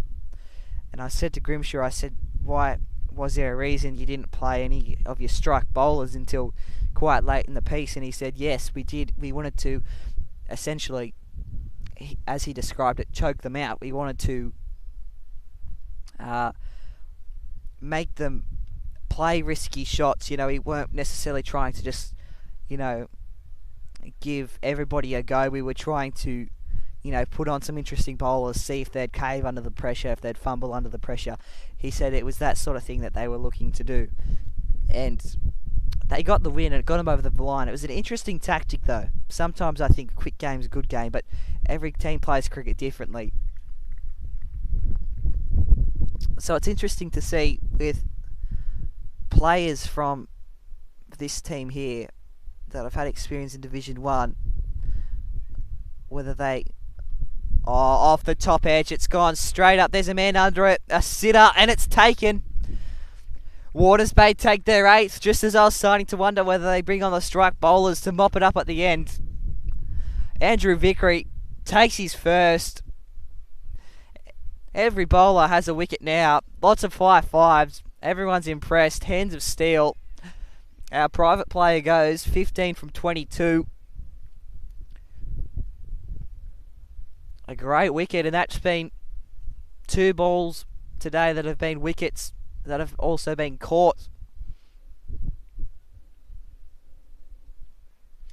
And so it's clear that Division 2 are going to run with their guns here. They're going to run with what they have and what they know and not necessarily change it all up too much. And ironically enough, as I take a look over to fade number 2, which is just out of the line of sight of our frog box, our Division 5 have also sent a batsman walking back to the sheds. They've come to the middle at around the exact same time. How funny is that?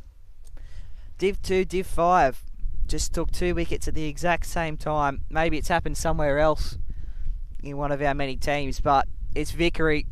He wants another. He took 4 last week. He's at 1. Can he get 3?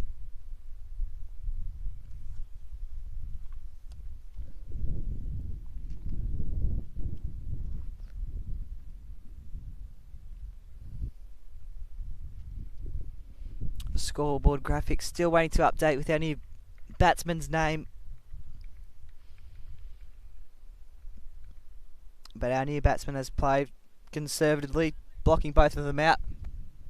It's Basnett and Subcoda out there at the moment. And it puts a little smile on your face when you see that, the batting team, their players come out to volunteer as umpires because the association doesn't have enough umpires to offer for Division 2 and Division 1 and the other 7 divisions. So it's quite funny to see those umpires of the batting team. So when the batsmen come and meet the middle, the umpires do as well. And of course, there's nothing untoward happening out there. But it is lighthearted and it is a bit funny. And here we go. Maybe my wonderings have been heard out in the outfield because strike bowler Kane Bradley has come on. And there's a sliding effort in the outfield. It's not going to make the boundary. Would have slowed right up. But there's a man back. And Kane Bradley has come on to bowl once more. He'll be bowling. He's 5th. He's had 2 for 11 today. They're incredible figures. And that one sliced beautifully through the ground. Doesn't go anywhere. Bradley's bowling is just one to admire on how much how much practice he puts into it, as you can see. Oh, struck beautifully. There's a chance in the heavens, but nobody's catching it, and it skips across the boundary for 4. And Sakapoda has been out there for a while now, and he notches his total up to 23 runs. Basnett gives a fist bump. He's impressed. Basnett in the black pads, if you wanted to follow along with your own symbolism. Bradley, again. What can he offer this time? Something around the legs. Deep man back. kept in. So, didn't have the most welcoming start to the over with 2 runs. And just on the replay there, saw Subcoda was quick to go and go for the second, but was told no, had to scurry back. Interesting to see. Merewether clearly don't rely on the boundaries for their runs, but their 1s and 2s have been on fire today, and certainly a part they've held important.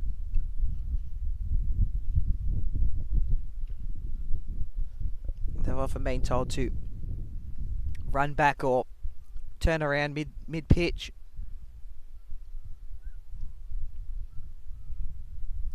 Oh, awkward shot there, just jagged the bat at it. Nothing came of it. Dot ball to finish the over. One of 3 dot balls. Half was a run fest, the other half tightened completely. Kane Bradley, nothing to be disappointed of. That's Vickery coming back on for another spell. The excitement man. They took a wicket with him at the crease last time. Can he potentially take the last 2?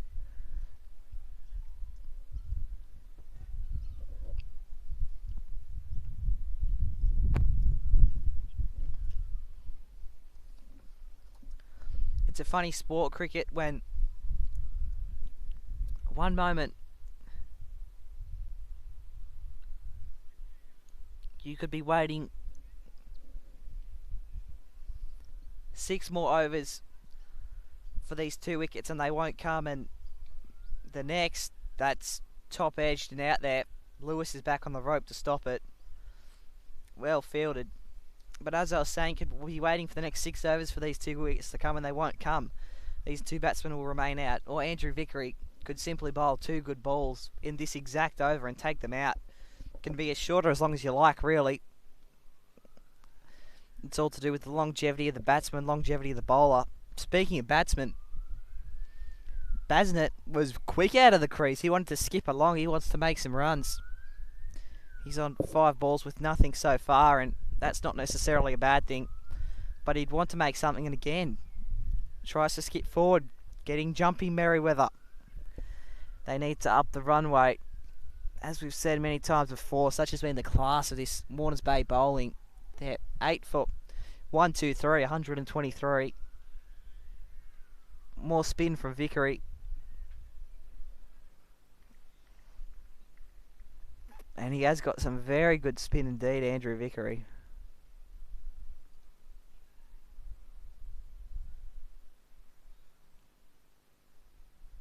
You can see the focus on his face. We mentioned the smiling assassin. He was smiling about everything, but when he certainly comes in, it's one of focus.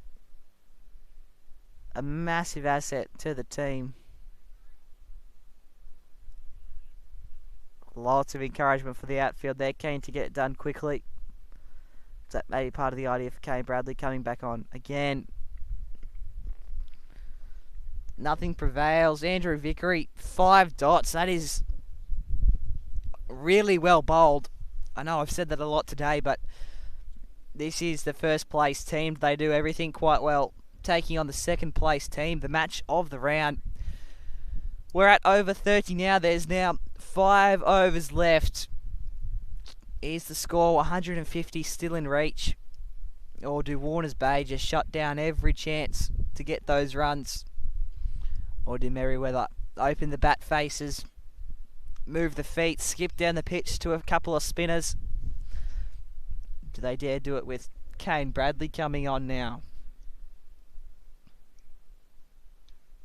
And that would be an incredible example of what we're just talking about, opening the bat face. They've gone 2 because it's not going to make the boundary. Fielded hard, fielded fast.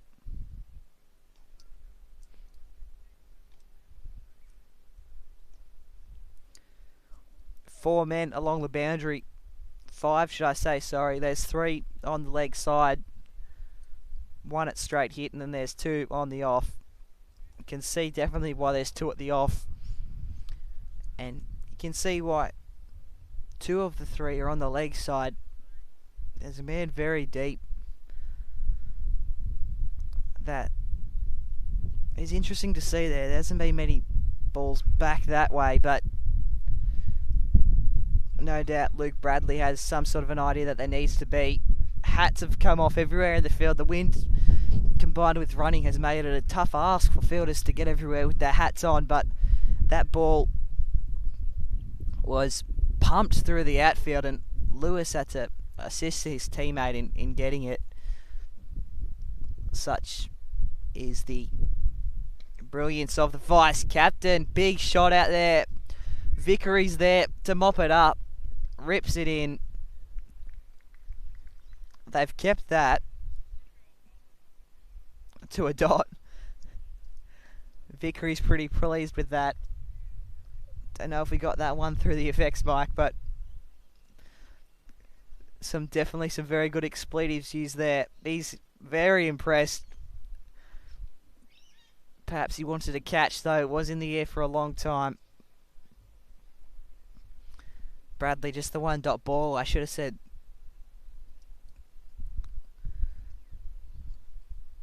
And as we have a pause in proceedings for a bit of a shoelace tie. Can't do that in your gloves. An important. It's Basnet. 129. The score's ticked over to that last ball, a no ball. Interesting enough from Bradley. Perhaps a slip of the foot. That one's better.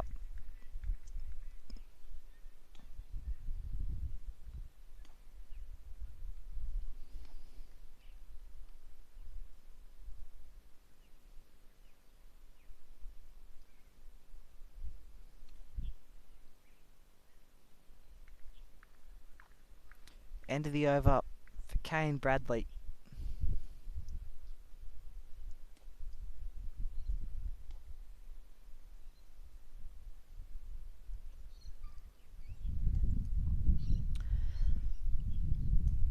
Subcoda has topped the scorecard as soon as he ticked over the 25-run mark. He's now at 30 off 27.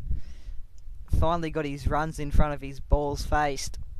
And Basnet runless after 2 overs out there facing.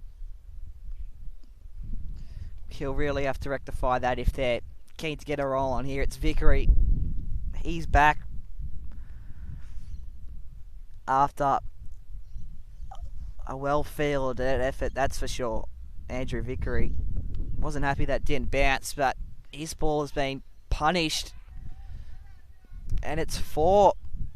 The umpire again waves his arm back and forth. Some chatter from the stands with the Merewether crowd. They're happy because, indeed, off these last 4 overs, runs need to come. And Subcoda notches it up to 34. Are there 2 50s being chased at the moment? Is there a 50 waiting for Subcoda? He's 16 runs off. Just like the score is 17 runs off, reaching 150, which would be an ideal total. Still easy enough to chase down, but at the same time, hard to chase as well. But it's interesting when you think about it. 17 runs to get a good score and 16 runs to get a 50 for Subcoda. You'd think he could do it because he's just run 2 and bought it 15 for his 50.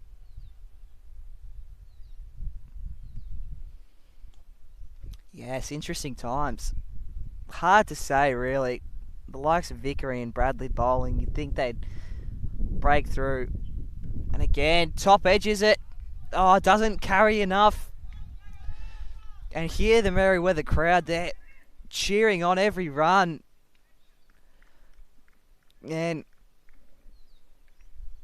the home team are struggling to keep them under wraps here because, again, there's another 2 to Vickery's name. He's skipped up to 1 for 30. You know, I think I understand the game plan now after watching how this over is unfolded, where there could have been a potential quick single there. The idea is to keep Subcoda on strike. They want him to get his 50 and they know that he can hit the required runs for sure. Subcoda pops it up. He nearly all ended it then, but he skips through for the single. Basnet will come on strike. he has got to make some runs for himself and for the team. So this will be interesting to see, but it was a craftily done run because it's over. And Subkota will come back on. Basnet just being the filler batsman at the moment. There's 3 overs left to play out, 2 wickets to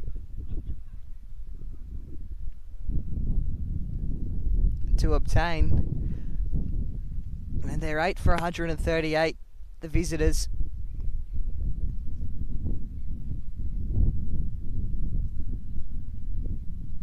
This is Skipworth coming back on to bowl now. He's had a great day. He's got a wicket himself, of course. Every bowler who's come on's had a wicket today.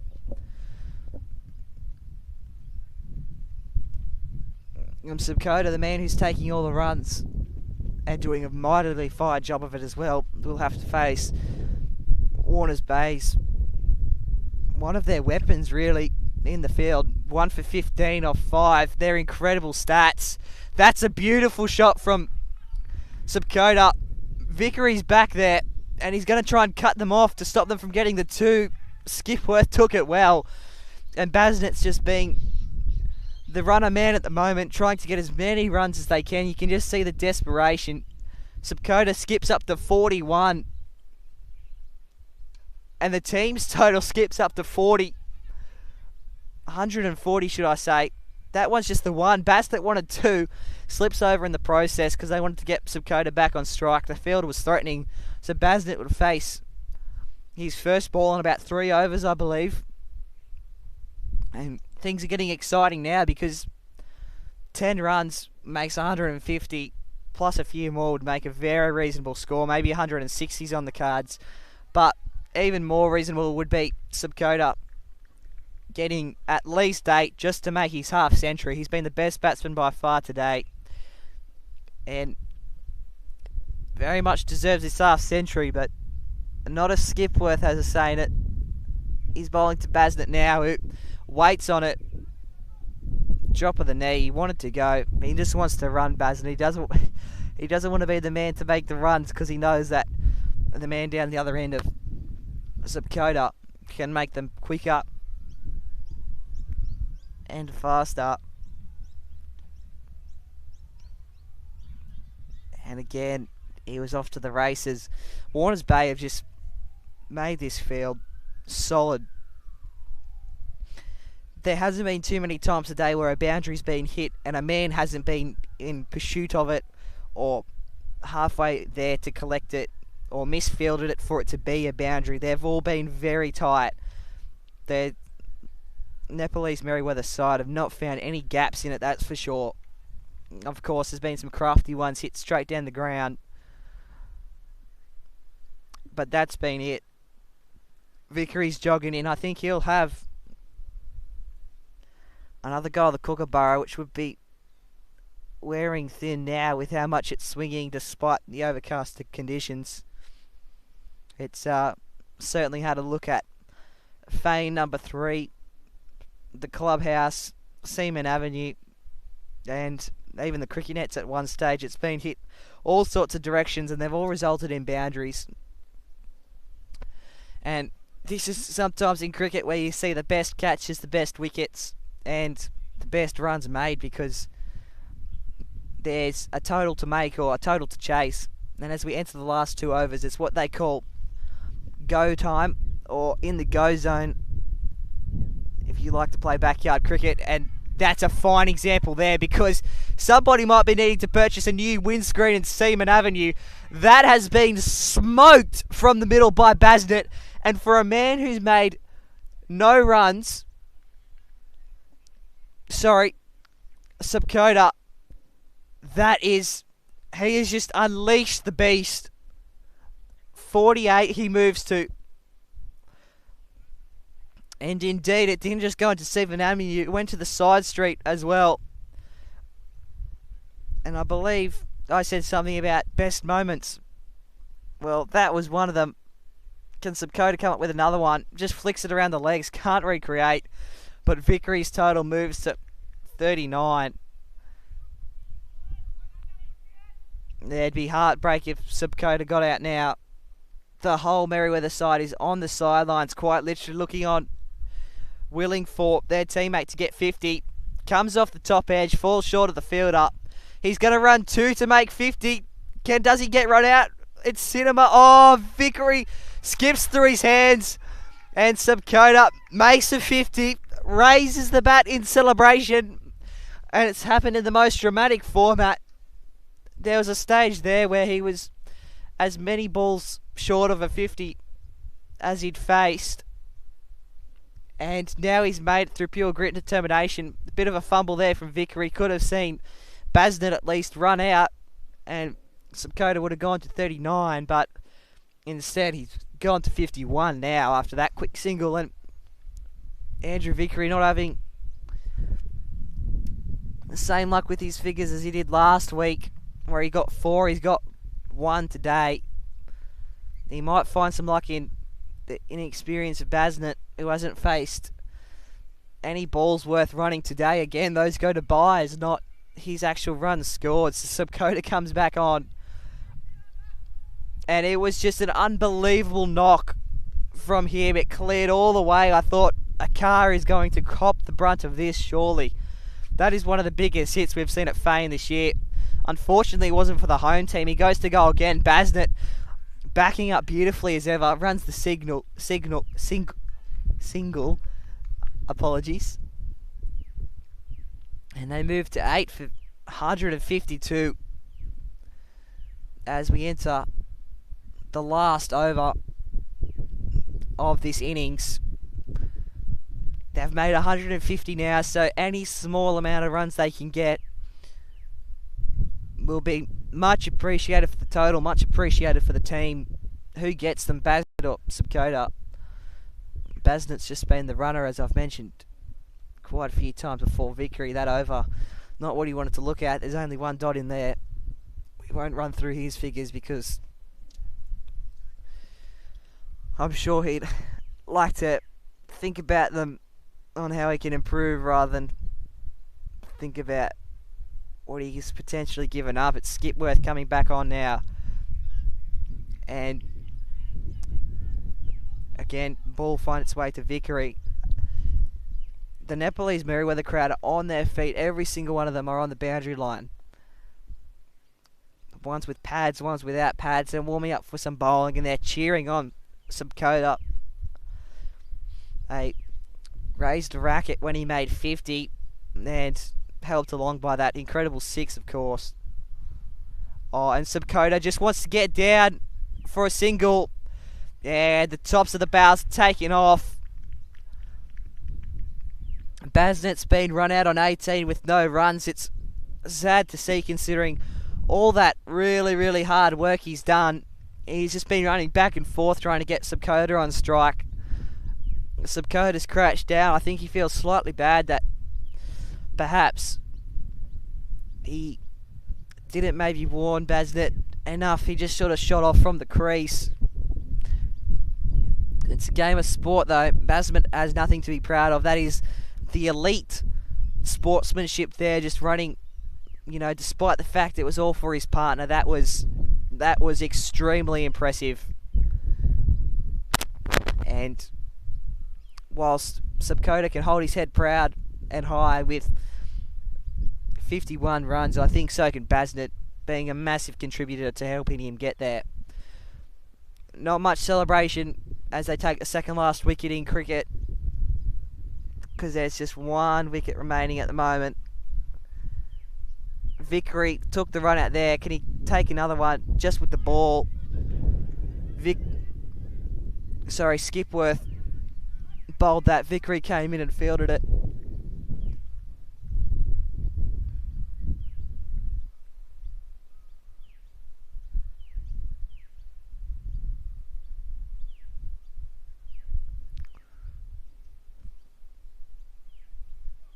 And straight through him. Middle stump and all. Great bit of bowling from Erwin Skipworth. He'll finish the day with 2 for 20.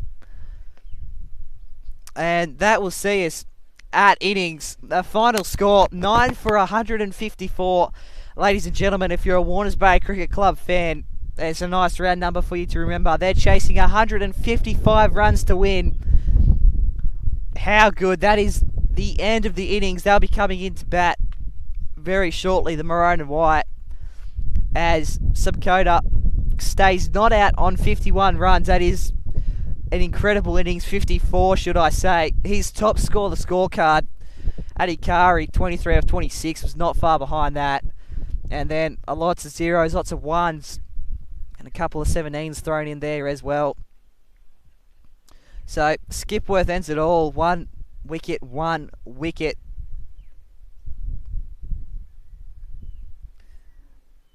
And it is just been some dominance from Warners Bay at the moment here at Fane Oval. Frog Box running through its routine. Very impressive to watch. As we head to innings now, Warners Bay will decide their order. We'll have a look at the best bowlers for the day. Liam Lewis, 3 for 40. That will look beautiful on his tally. He took 5 for 22 in round 1, 1 for 13 in round 2, and now he's taken 3 for 40.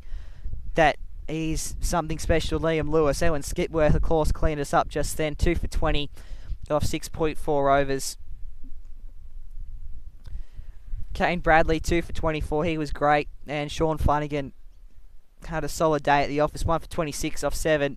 Of course, not listed on there is Andrew Vickery, who also took a wicket today. Didn't find himself in the top 4, but what you're looking at there, apart from Andrew Vickery, is literally Warners Bay's whole bowling attack. 5 bowlers, and they all get the job done.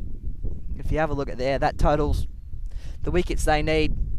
Bowled out in the last over. It's always nice to bowl them out potentially a bit sooner, but bowling them out in the last over, certainly something to be commended on.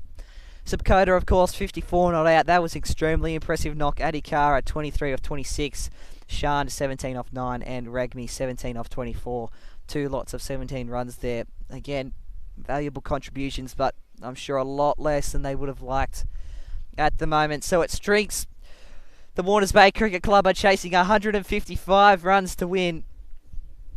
Those are the best batsmen, best bowlers there. Liam Lewis, 3 for 40. Subcoda, 54, not out. Nepalese Merewether will be bowling next. 35 overs still to play out. You're watching quite literally match of the round here, exclusive to the Warners Bay Cricket Club with our new Frog Box. It's first versus second, both undefeated. Blockbuster clash to unfold. Who takes their 3rd consecutive win and their first loss of the season? We'll be right back after innings break.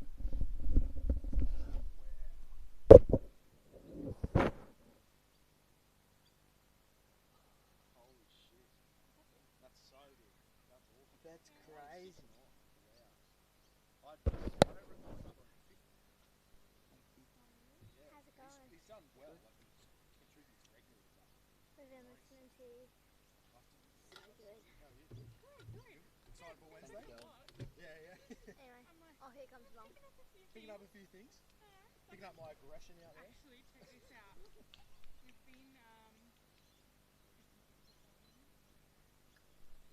been practicing in we've got a pretty decent sized backyard. Good. So we've been practicing in it, and check out the dogs fielding here. Not even looking.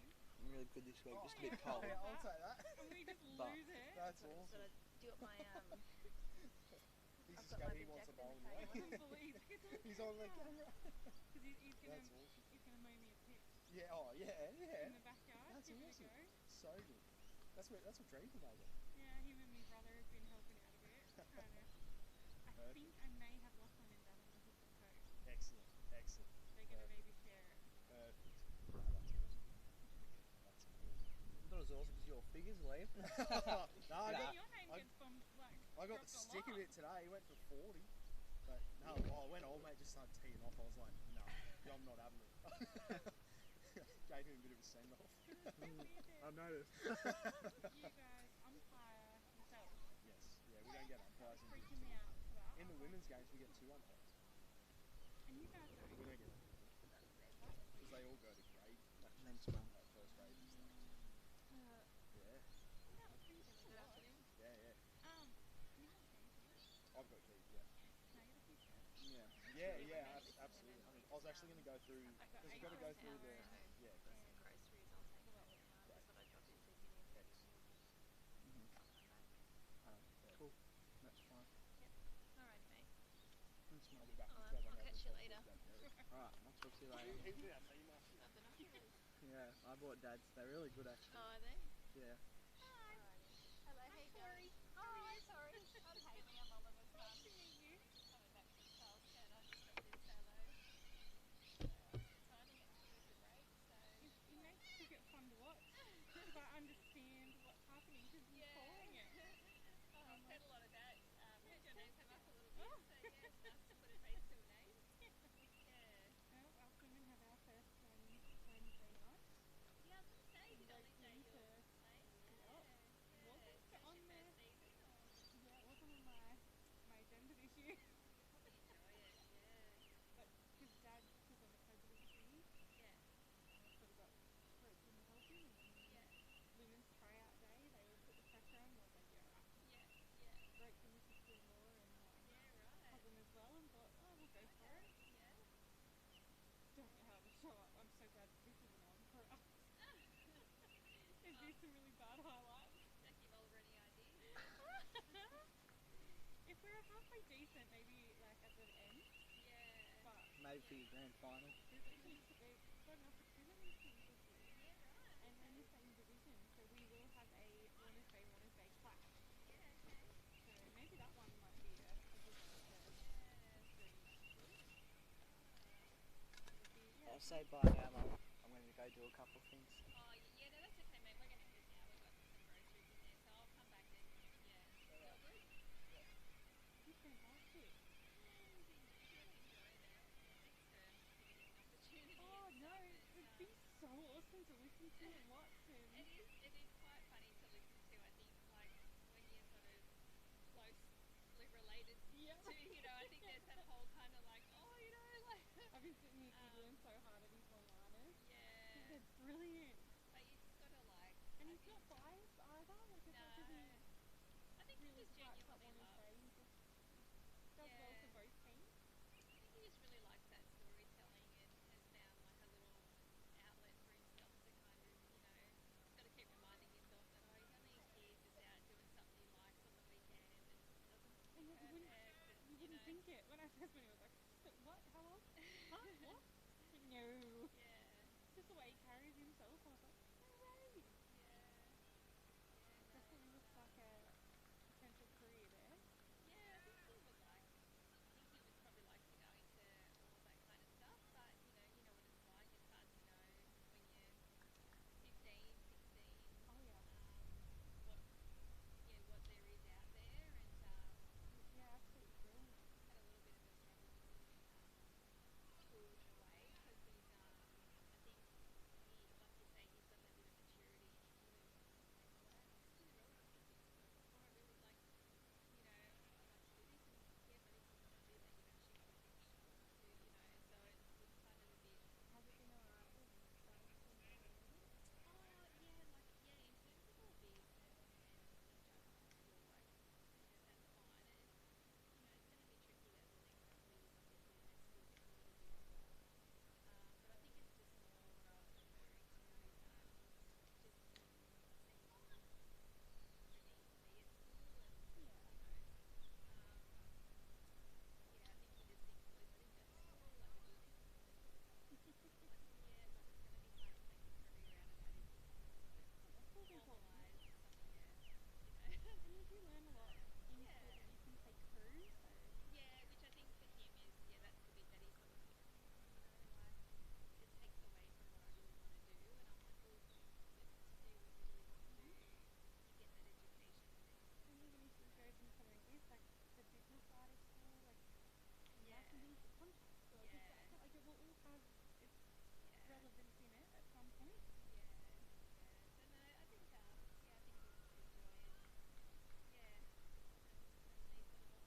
Oh yeah, it's been brilliant. And to listen, like, because I unfortunately wasn't here the first 2 weeks, Yeah, so I was helping from afar on Yeah. FaceTime and things to make sure it would turn on. yeah, So yeah. I was like, Thanks oh, for all that, I'm not yeah. not doing anything today. I was like, I'm gonna come down and listen and watch live.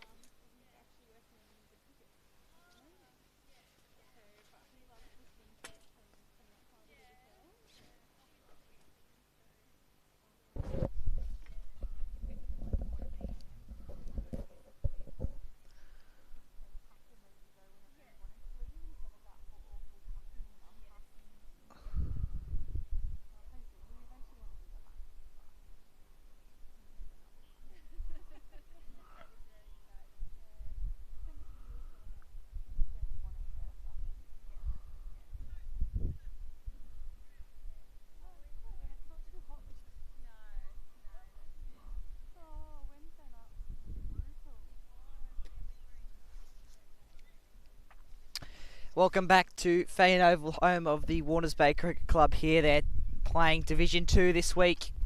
Live and exclusive on our YouTube channel thanks to our new Frogbox machine. And it is a very exciting time here because Warners Bay have come out to bat. They're chasing 155 runs to win at the moment. Tops of around 23 degrees today, nice and cool. Bit overcast, bit of movement with the seam in the air. A very, very good contest unfolded with the batting and the bowling. Subcoda 54 not out. Liam Lewis 3 for 40. Great figures all round. And we're going to kick it off right now. And first ball, first wicket. Unbelievable. Andrew Vickery just offered the stick at it and it just slid off and was caught in gully. Unbelievable. And if you talk about early disarray, I can't believe it. Andrew Vickery has gone after 2 rounds. Round 1, he scored 54. Round 2, 42. And this week, a diamond duck. None from 1. And Nepalese Merewether strike like absolute lightning. It was a ball and a half.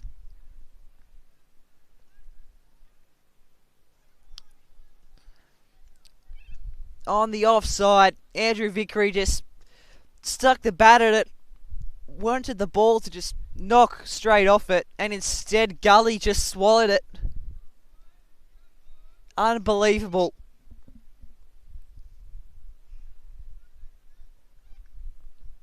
I see it, but I don't believe it, but it's happened too fast. The new batsman's out. And Vickery is unfortunately gone. Warners Bay crowd can't believe it. Their first ball of the innings in their chase for 155 has been thwarted by an ugly W. Stands for a wicket. This is a great start for Nepalese Merewether, and again, Warners Bay very lucky not for it to catch the edge there.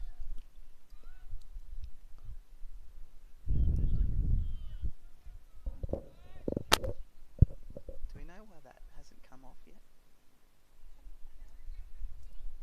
No. Yeah. Are you going to Subway?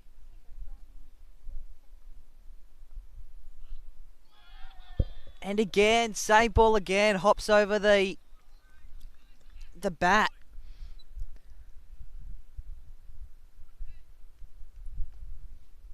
Crazy to think that Warners Bay had just kicked off their innings with a wicket, and finally our Frogbox scoreboard comes down after a lengthy stint up there. Unfortunately, it's covered Andrew's wicket and it's covered the last 2 balls, but I think somewhat fortunate for Andrew Vickery. He's doesn't have to watch that wicket bat. They get off the ball, Adams and Evans.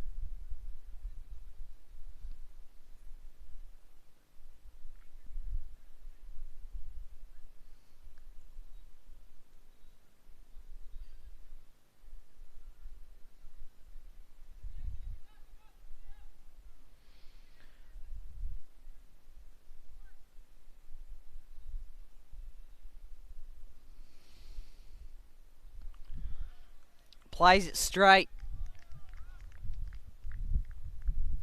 Does Adams some calm in the storm after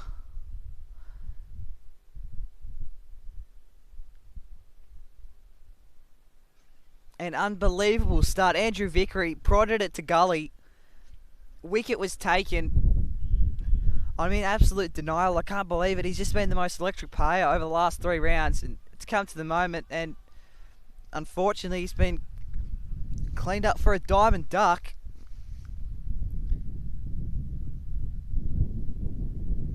One for none in the target to 155.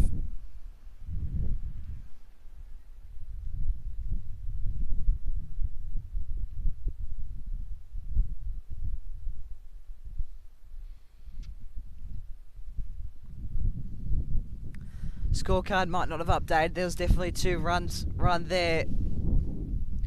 But some issues with the scoring as we move into the second over. That was Poodle taking the first wicket of the game. Unreal. Evans is yet to face a ball. Does he face his first? And a little bit of fear of what this Nepalese Merewether side could do.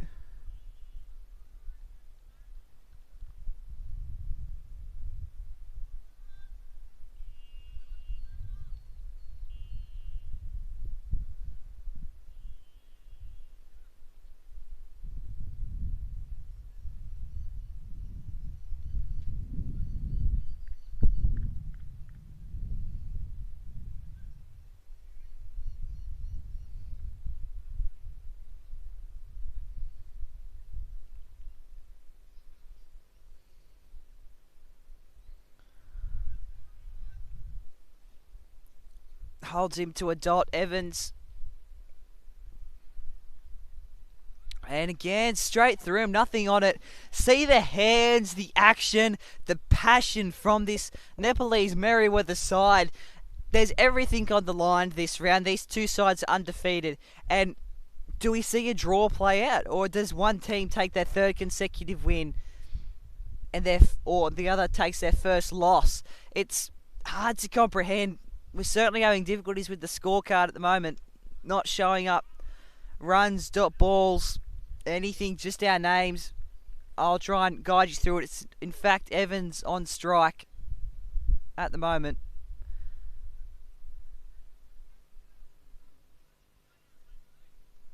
And if you'd like to recognise it,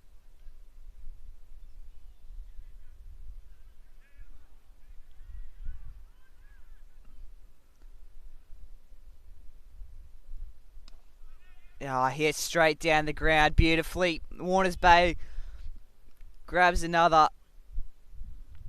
And there's a walk down the pitch from Evans to see if they wanted to grab a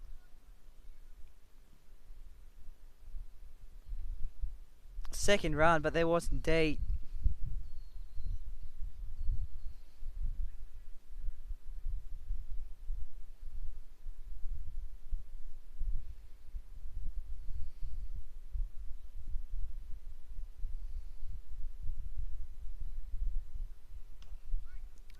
Dug it out like a wombat, came down on it late.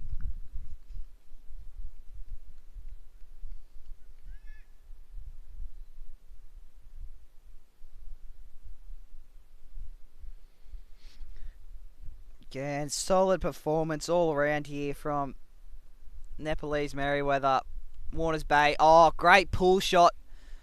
There's a man, he'll have to run it like the Bathurst race cars to stop it. Uses his feet craftily. They'll skip back for 2.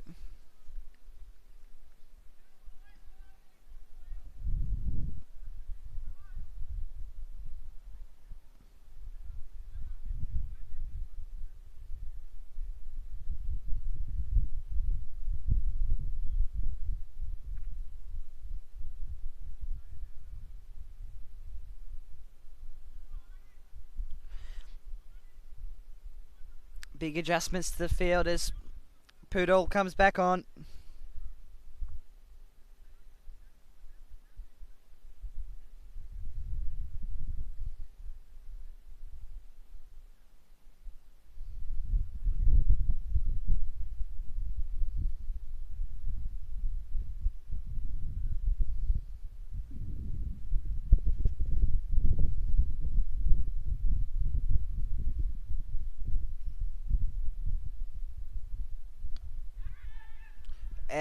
Diving in the outfield. Can't take it.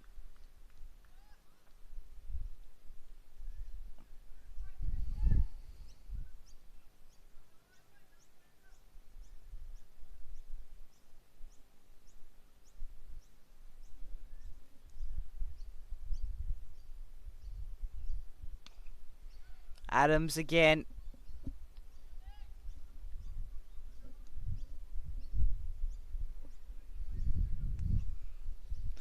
Live score struggling along here at Fane Oval. It's going to be hard to provide an update with no live scoreboard at the ground either. Potentially a flat iPad, which would be worst case scenario. Oh, that's a bouncer, and it's dealt with absolute ease by Stuart Adams. He's knocked it right into our new scoreboard. Not on the full, luckily, but in that direction.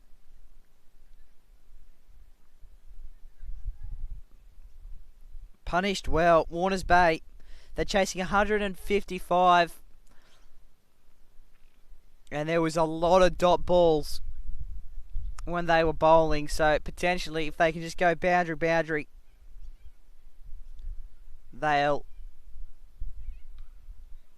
make the runs fast.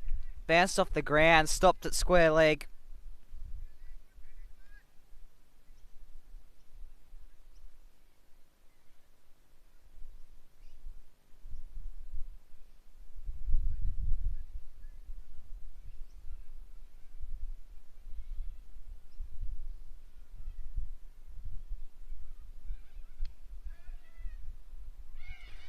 Off the outside edge, craftily moved. Big chase. Nepalese Merewether showing a lot of speed in the outfield at the moment. Really good to see how committed they are to taking home this second consecutive win.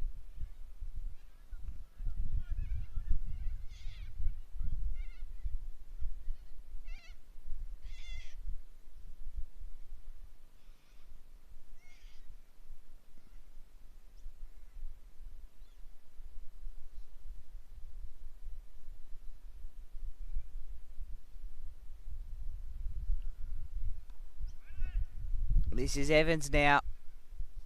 Calls waiting. Says no.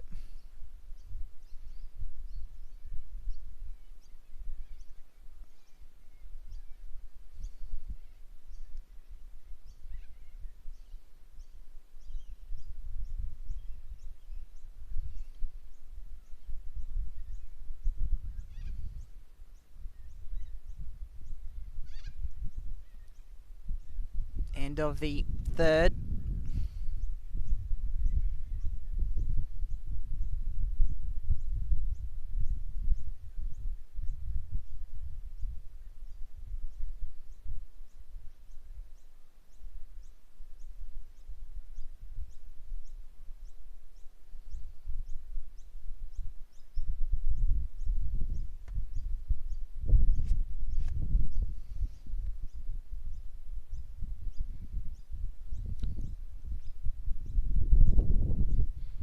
Just trying to rectify our live scoring system here at Fane. Nearly grabs the outside edge. Does Adams.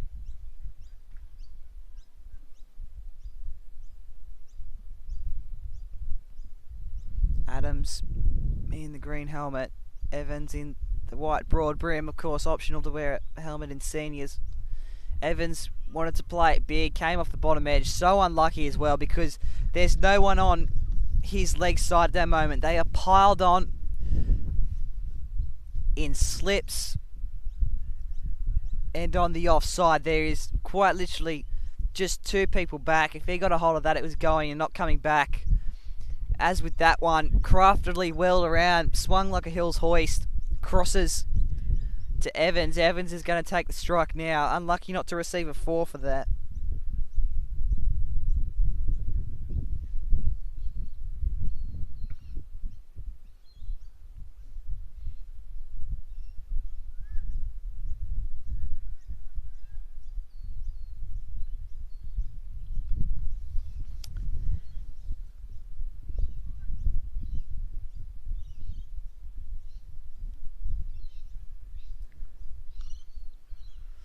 Evans finds the gap and he's carved it beautifully like an ice sculpture. Plays with the water and the ice to sculpt a masterpiece. So did Evans with the kookaburra. Just found the gap, sculpted 4 runs out of it easily. Tally will be mounting. We're going to get live scoring back as soon as we can. Fortunately, it's a downfall as Frogbox doesn't control the scoring, who makes the runs, who's on strike. That's all up to the scorers, which from where we are on the other side of the field and getting a bit of assistance with getting that back online. Vickery's emerged from the change rooms after a bit. Recognise that number 8 anywhere, and unfortunately it hasn't been the best day for Vickery. Did alright with the ball off the top edge. Stopped with the one hand, one bounce method. That was agonisingly close to being caught out, and Warners Bay can't afford to have any more.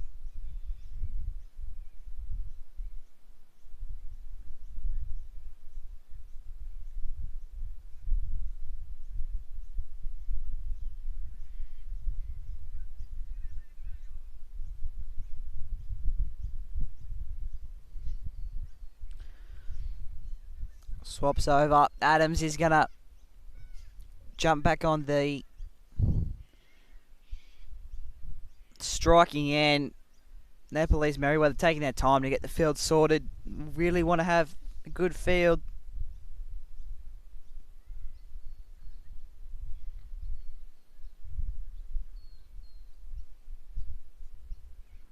Just ticked over to 4 o'clock. Recently in this top of the table clash, quite literally match of the round. Wheels around. He's played that shot a couple of good times today. He has Adams.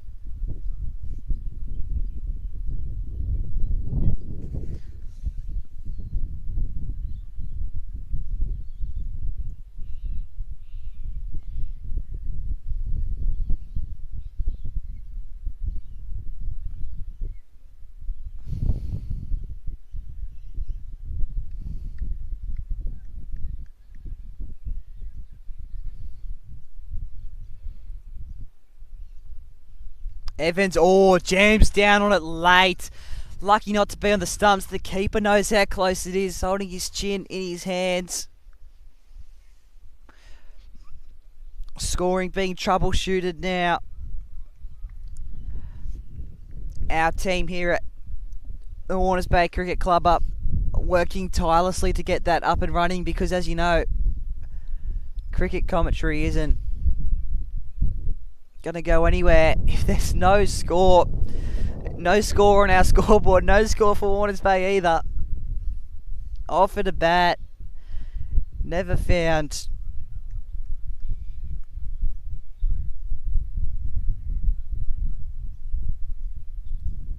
The edge. The slips in a gully in dangerous spots to be poking a bat at. Vickery was one that just threw the bat at it. Didn't end well. Unfortunately, our scoreboard on Frogbox was covering that wicket. What a wicket it was. Unfortunate we didn't get it on camera. Don't control that though, as I said, as Evans just pumps it up the ground. Someone's had to run around fix it up. Play HQ is the problem, I've been told, but it will be rectified. We don't need to panic. We just need to commentate the game how it is. Notice, see what the ball's swinging, see how the batsmen are playing it.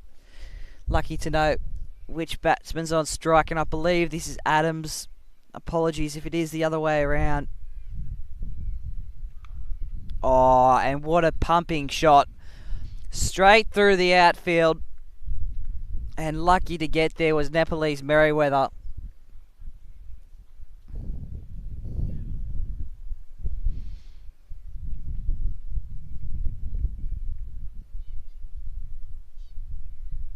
Evans has crossed back to strike at the moment. Very cloudy day at Faye number 1. Lots of movement in the air. I believe this is Poodle on the bowling attack now to Evans, who toes it out wide. Gully and point will combine.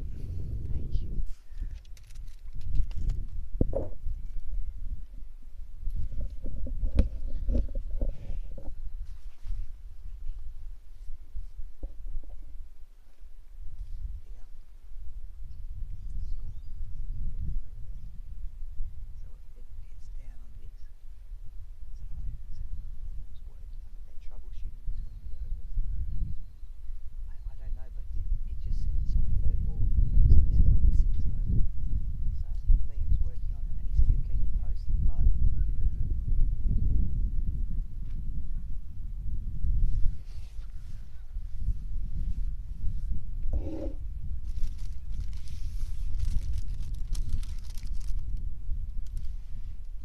got no live scoring at the moment, but Liam Lewis has taken, while he's waiting for his turn to bat, has taken the opportunity to let me know that we are at 1 for 20 off 5 overs in the books. And they're keeping track of it on the books as well. We'll keep getting live updates. There's certainly a lot of help getting around Fane. We're doing everything we can. It's Adams on strike at the moment, can tell you that much.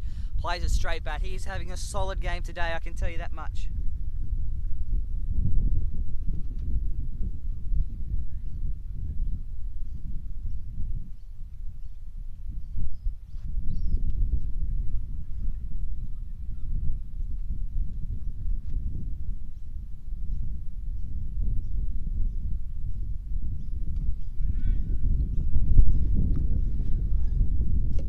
Well played again, just a classic trademark straight bat shot.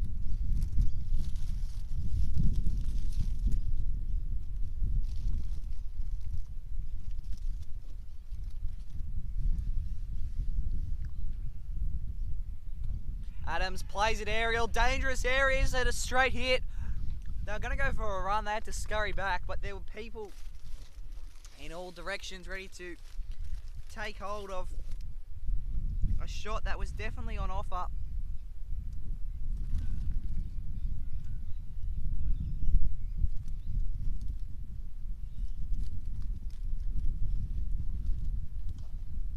And again, another powerful shot. There's someone in pursuit, but I'm calling it now, and it is 4 runs to Evans.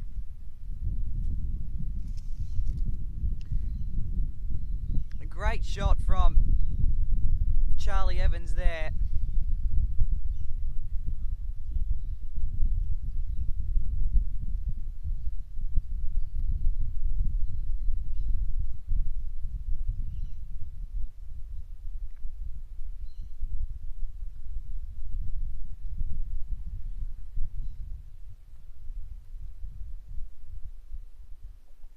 Can he recreate it again? No. Kept to the dot.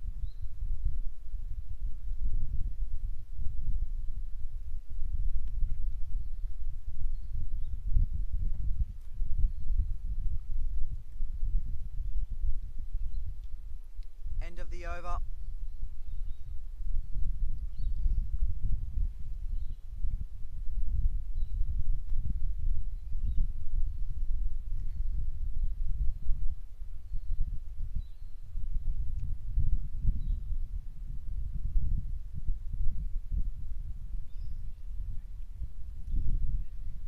Mentioned earlier that Fane number 1 is one of the most beautiful grounds you can be playing at. It's got a state-of-the-art clubhouse that was erected in 2021. Grass that is just wonderful all around, even on the sidelines. You can just sit on, pull up a rug. There's some metal seating in front of the clubhouse. That's a great shot from Evans. He's going to make the boundary. A fielder decides to save himself from the dive. 4 more runs. Warners Bay would be making it total now. They were 1 for 20 in the 5th.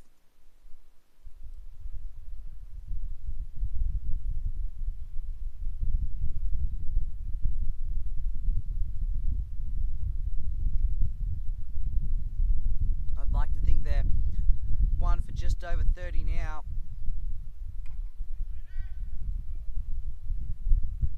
Stopped in the outfield. And Evans, being frustrated, throws the hand. Not at anyone in particular, just more out of pure frustration. He's trying to break through the field because, once again, all of about 2 people on his leg side, piled on the offside. Nepalese Merewether have done their research and know that these batsmen like to play offside. And that one stopped and slipped.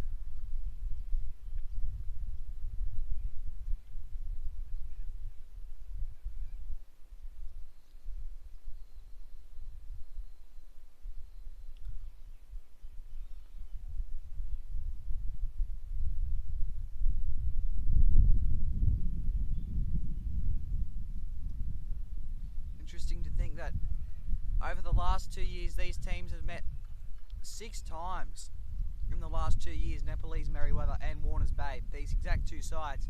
not necessarily with the same people, but these two clubs in Division 2, and across those last 6 years, 6 games they've played in the last 2 years, Warners Bay have only won 1 and Merewether have won 5 and no draws. So it's crazy to think that in 2 years Warners Bay have only won once. This would be a massive breakthrough for them, pretty much history, if I dare say it. But Merewether is really flexing the muscles at the moment. They can't get going. They really lost that champion and excitement status. Andrew Vickery, who has just had a standout 54 in round 1, 42 in round 2. And today just hasn't been his day. Another swing and a miss from Evans.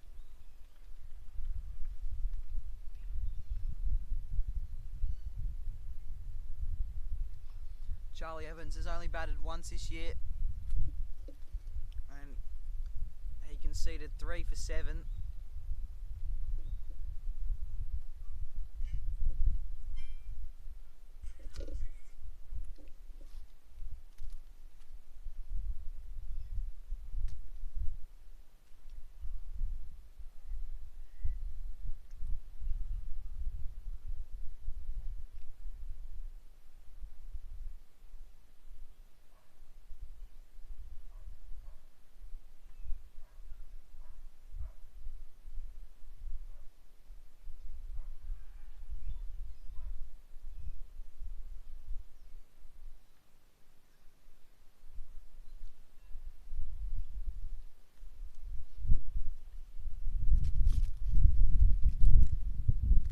Adams back on strike now.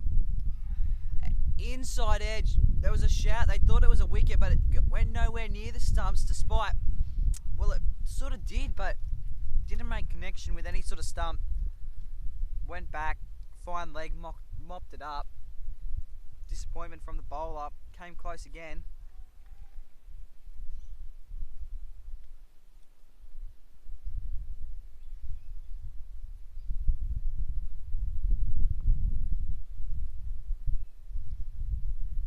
What have Warners Bay got here? Can they ramp it up? Plays it straight back down. The grass pitch is a nice green pitch today.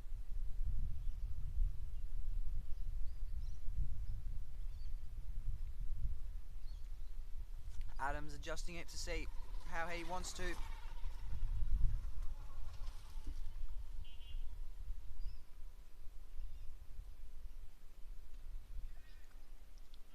Knocked away. Are they going to go for the 2 here? They definitely need it. They have. Danger, danger, danger. It's been thrown in. Everybody gets back safely. But running to, again,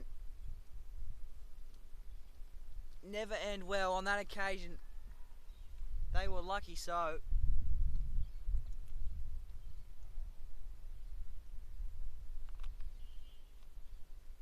Again, the same inside edge that lets Adams get off the mark again. So lucky. No calls for no. Evans was nearly halfway down. And Adams knew that this was not an arm to be messed with because the keeper had it. And was easily going to run him out. He was running to the danger and he called no. Evans was lucky to get back. But again, Adams offers that same shot. That inside edge that carves down to fine leg through gully and all, that sends people running after it.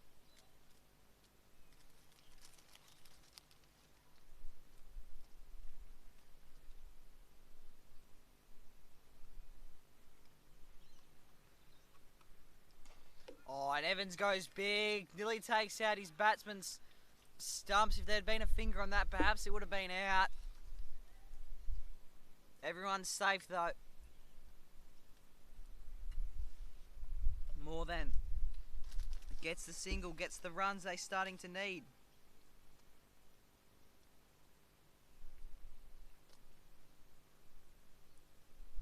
Plenty of time, plenty of wickets in hand. The big appeal for the pads, surely not. Even from my angle, that looked very far.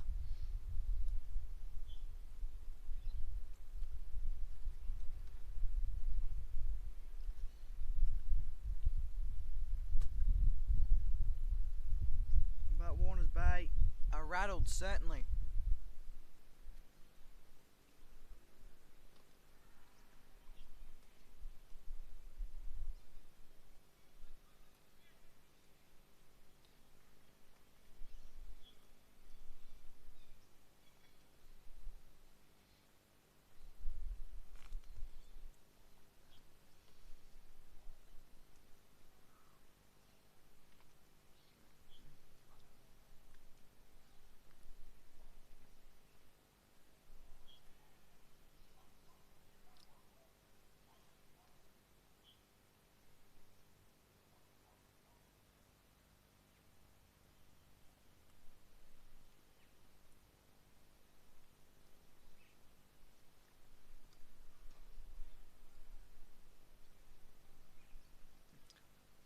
Ladies and gentlemen, live scoring is back on Warners Bay. They're 1 for 34 off 8.1 overs. They're chasing 155.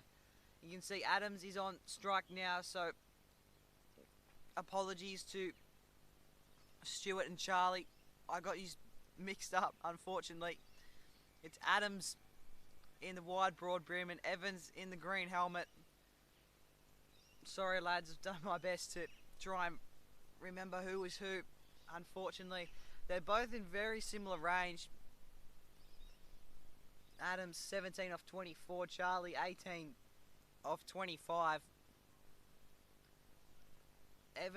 Charlie Evans on strike now. Poodle, of course, with the one and only wicket, the valuable wicket of Andrew Vickery, who went for a diamond duck, 1 for 17 off 4.2 overs. And they're ticking it along nicely. Warners Bay 1 for 35 is not bad. Of course, they'd love it for it to be none for 35. And there we go. Charlie just slides it off the bat face.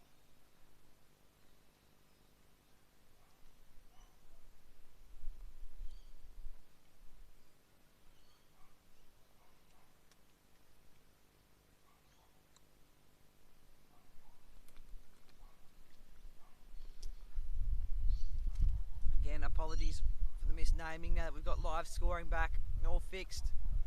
And again, full toss that couldn't have got him out, but couldn't have been dealt with the way he would have liked. Just gets the quick single.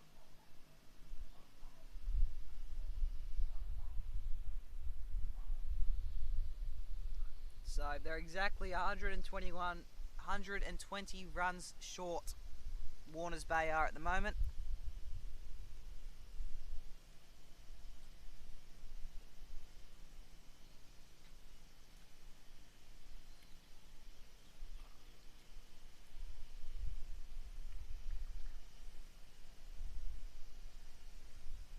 Evans keeps it out nicely.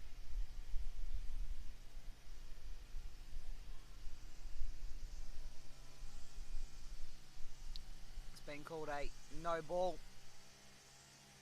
Stepped over the stump line, and takes him off stump, gone. The other two still stand, but Poodle has found the line he wants.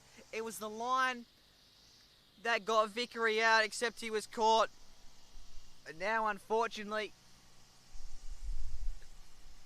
Warners Bay lose another 2 for 35, doing similar to what Nepalese Merewether did to them again. And this is why these two sides of the top two, their bowling units have been the strongest we've seen today.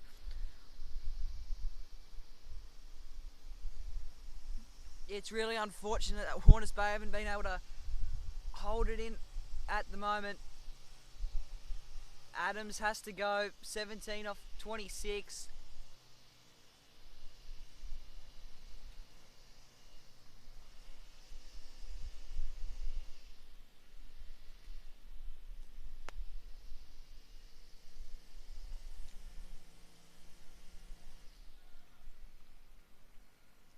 Bradley's going to come to the pitch.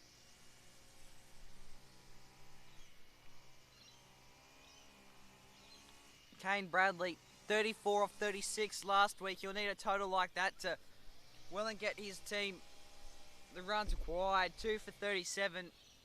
They've lost another valuable wicket.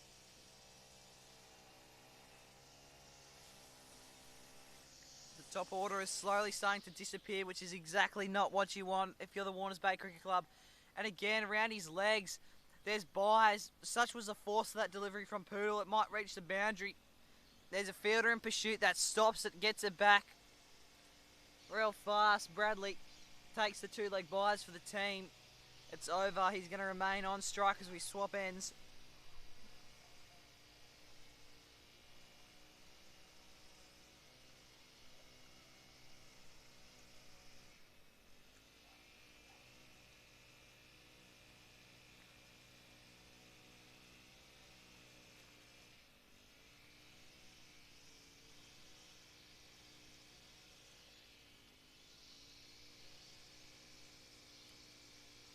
And there is some serious planning of what to do here between Bradley and Evans. Bradley will be on strike.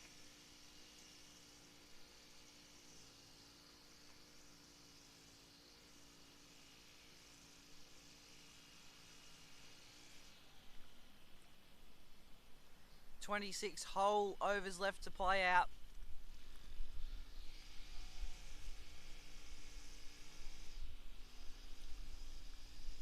Evans at the striker's side.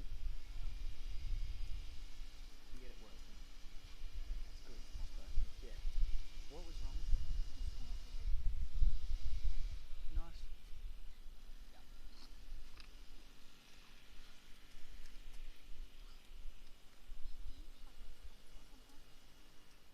No, Derek.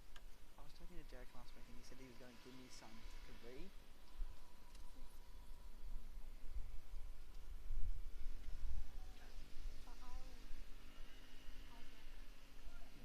Yeah, if you write them up off there and that, yeah. I just don't want to say like the wrong thing, like major or, you know.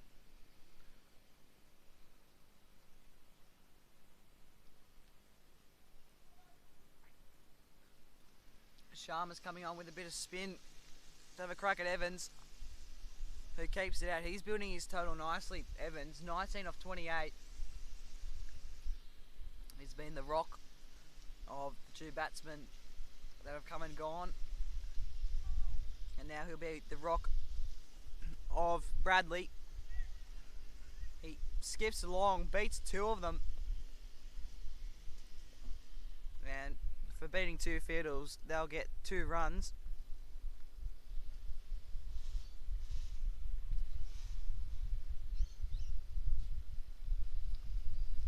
Sharma concedes to his first runs. Total notches up to 21.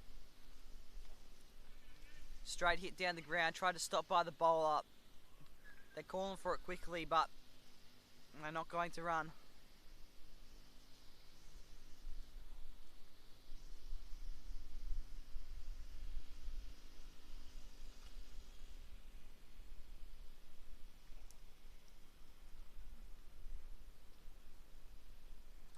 Knocks it out. Sharma chasing his own bowling for a bit there. Lets it go. He's had a good innings. Sharma, he'll be happy with this. It would be, well, that was just a terrific shot, just placed beautifully. But it would be an unfortunate blow if Charlie Evans was to get frustrated with the bowling, frustrated with the scoring, and starts playing uppish or risky shots. They need him out there.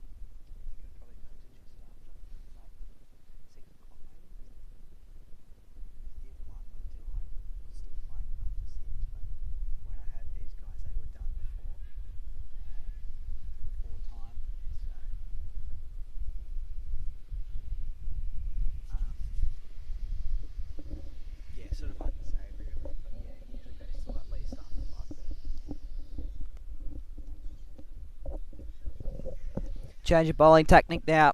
Sean to Bradley. Kane leaves it. Go wide.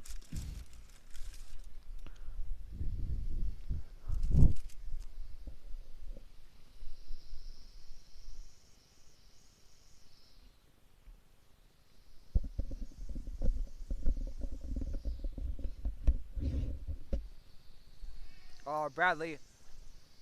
Masterful. Minimal bat on it, but maximum runs. 4 runs for Kane Bradley. Gets himself off the mark.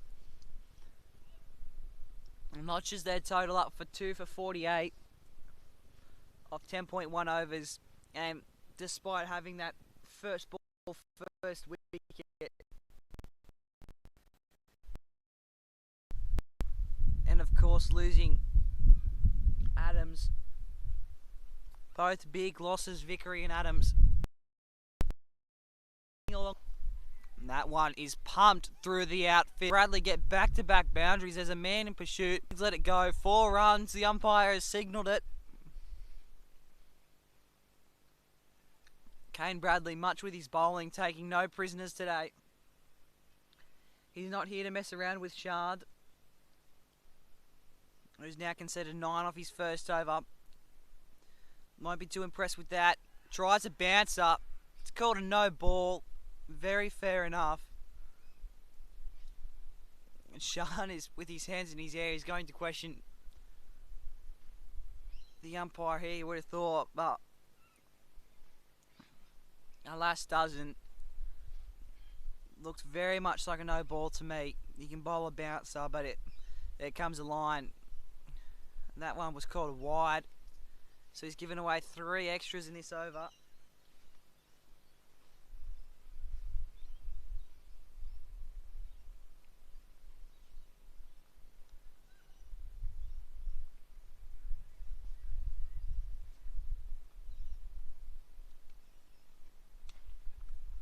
Bradley, with a flick of the wrist, the ball is 20 metres away from where it hit the bat.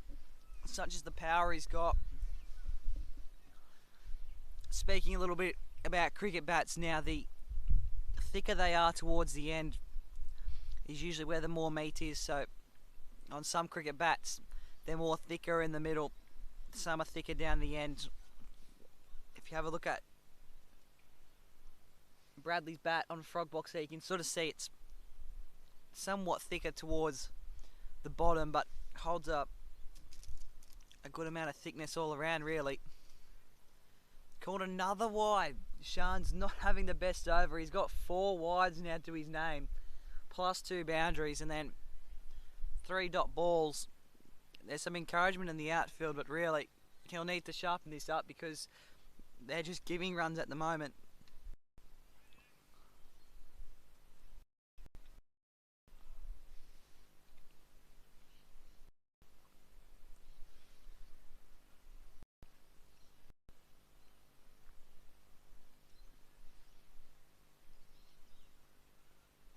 End of the over.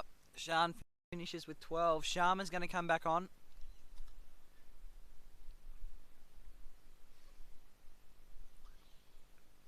Evans is shedding the heat. It's only 23 degrees today, but each to their own. Bradley, 8 from 6. He hasn't been out here for very long. To get 8 off the overs, very well done indeed.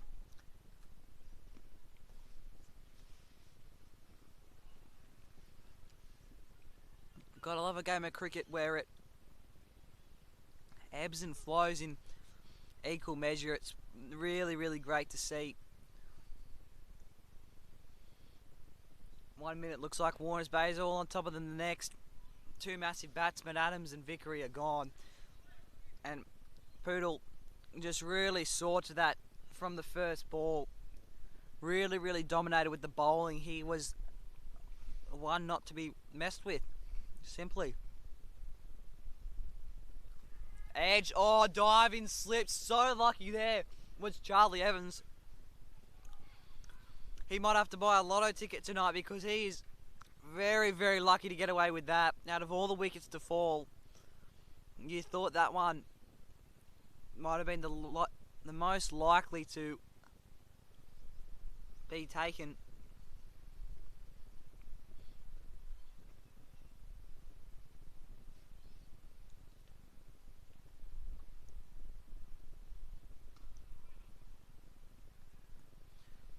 moves it to the leg side. Left-handed batsman.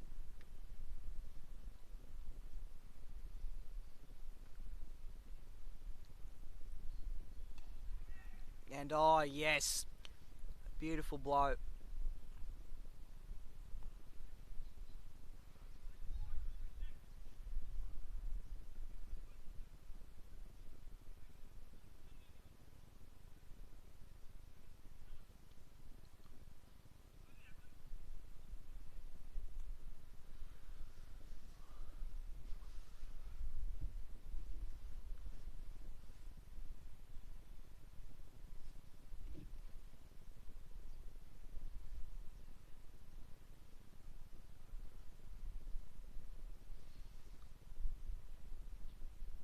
Bradley ready. Joe Sharma has come around the wicket for this one. And on the front foot, played wonderfully.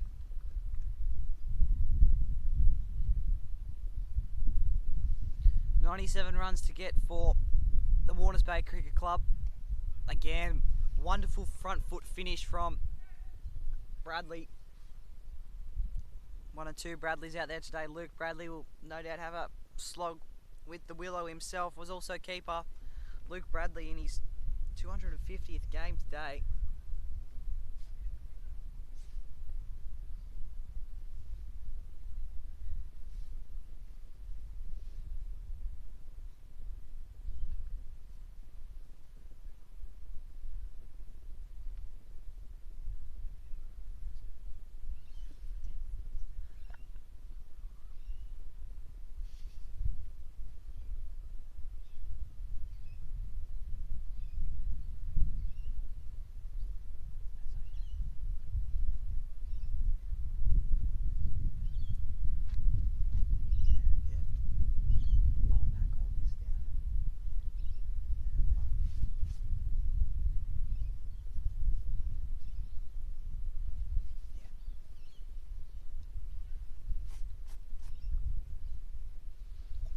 Noticing that between the overs, the consultants with the batting partners becomes a bit longer. Shan's come back on again. Just like there are 2 Bradleys out there today, there's also 2 Shans. This is N. Shan coming on to bowl now. R. Shan had the last over from the cricket net end. And Evans showing signs of frustration. He wants to open up. He's got 26 runs, but he's been out there for 38 balls. Gee, he'd love a 50. That would be real sweet for the Warners Bay Cricket Club after losing 2 really good batsmen. Of course, 2 really good batsmen still out there. Caught up in his pads. Big appeals all around. Not necessarily for LBW, but more out of pleasure than anything.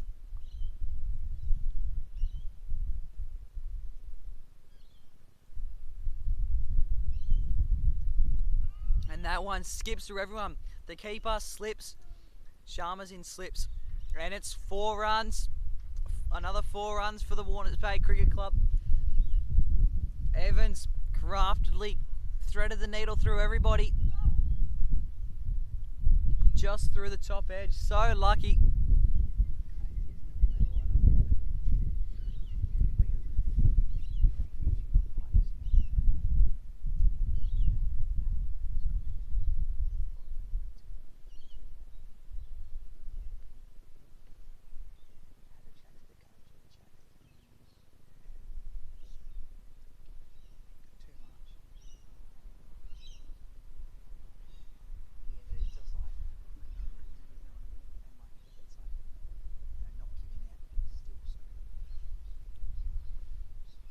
Big appeal for LBW. Liam Lewis has his teammates' wicket on the line. Calls a no.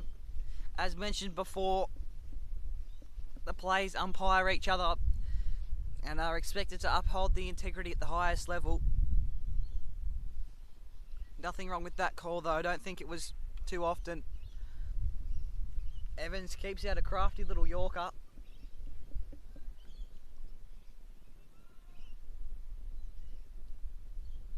Sees out the end of the over.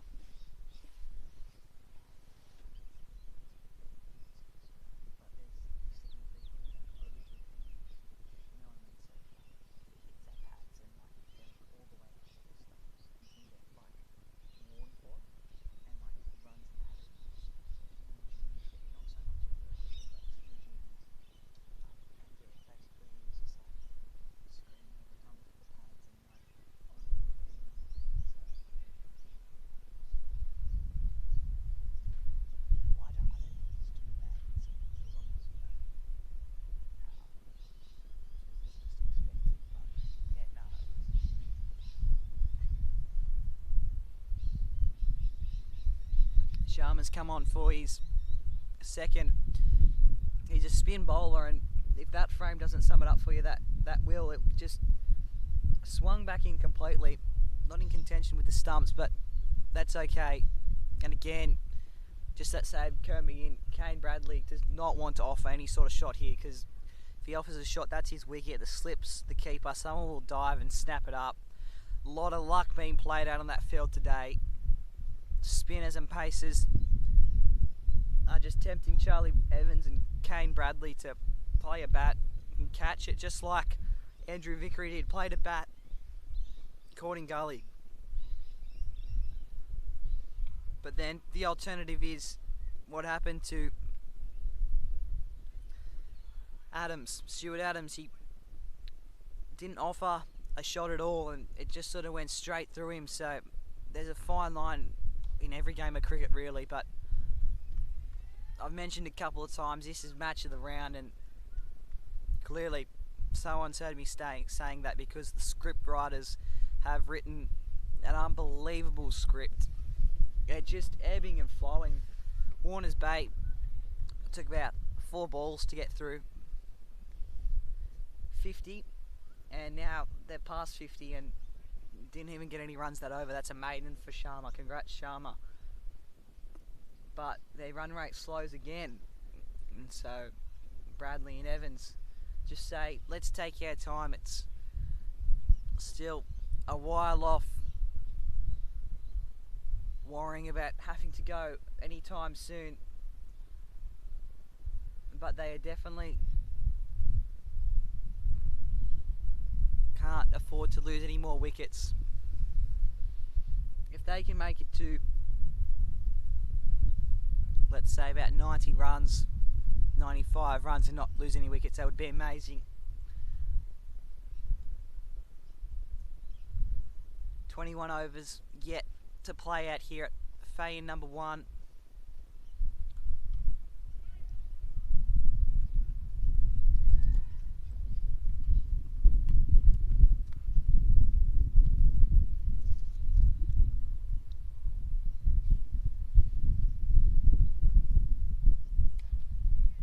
Sliced beautifully,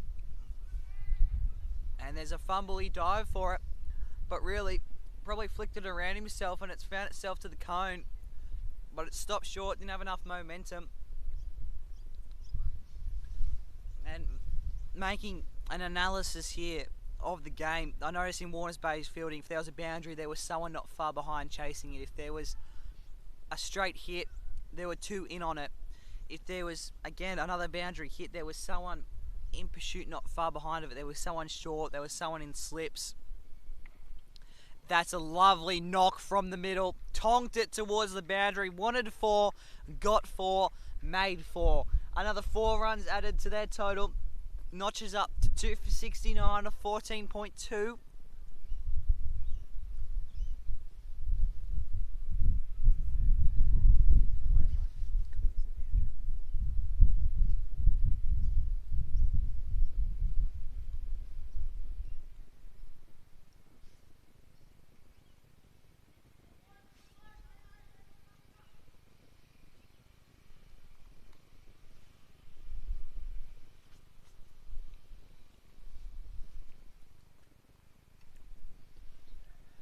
So Evans, a brilliant knock, moves it up to 32.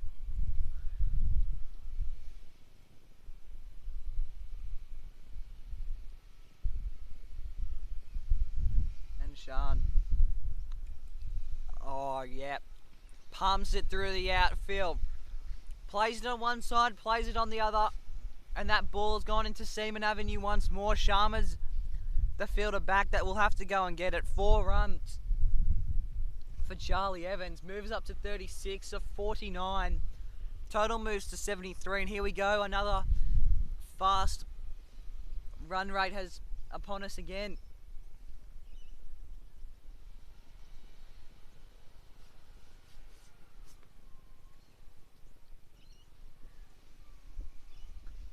The confidence, the never say die attitude from Warners Bay is really good in the middle there. They're not just gone, okay, lost 2 early important wickets.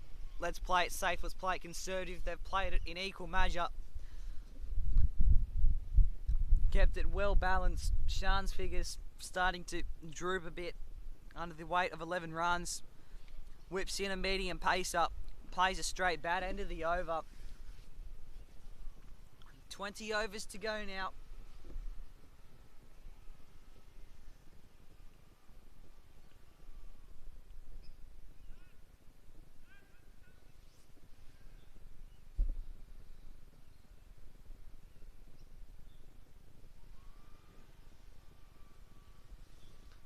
.82 runs to achieve for the Warners Bay Cricket Club.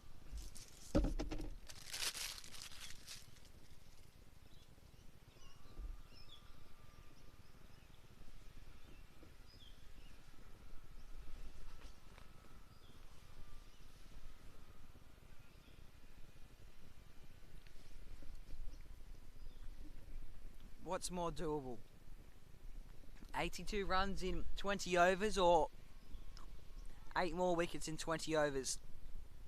Hard to say. Sharma has rearranged the field. They're widely spread now,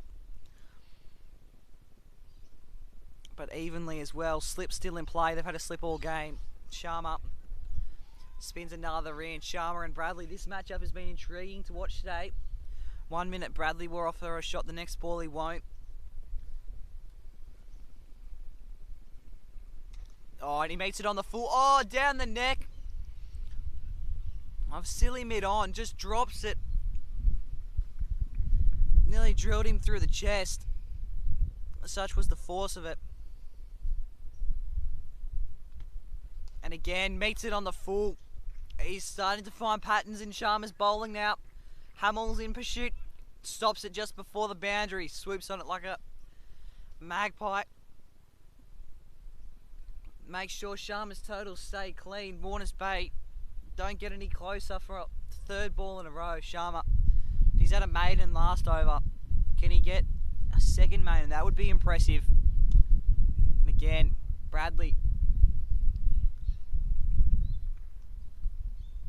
ran the 2 to stop said maiden over. Sorry.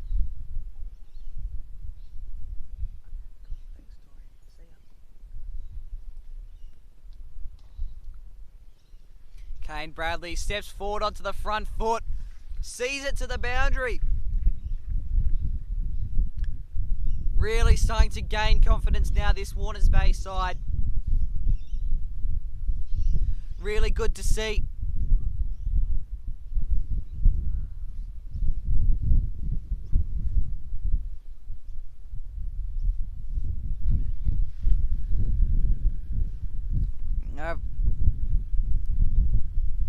Lost the ball in the car park.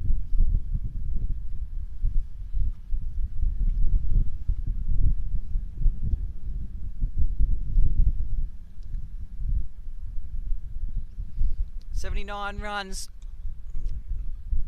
And another dot ball for Sharma. And noticing how this Kane Bradley Sharma battle has turned out really, really incredible at the moment. 1 minute, Kane's not offering a shot. The next minute he is. The next minute he's pumping them for 4. It's really good to see, you know. Of course, it's a sign of a good batsman, just knowing when to play your shots. And that's exactly what Kane Bradley has done really, really well today. A super brilliant performance. 14 runs. Something to be proud of. Not the largest total, but certainly with the largest cricket smartness out there today, of course. Next to Evans, who moved up to 36 or 50. The whole team's been very smart in how they've approached this today, but the 2 in the middle are certainly steering the ship at the moment. 1 more run now, see themselves to 80. And then it's 75 runs, the chase is on.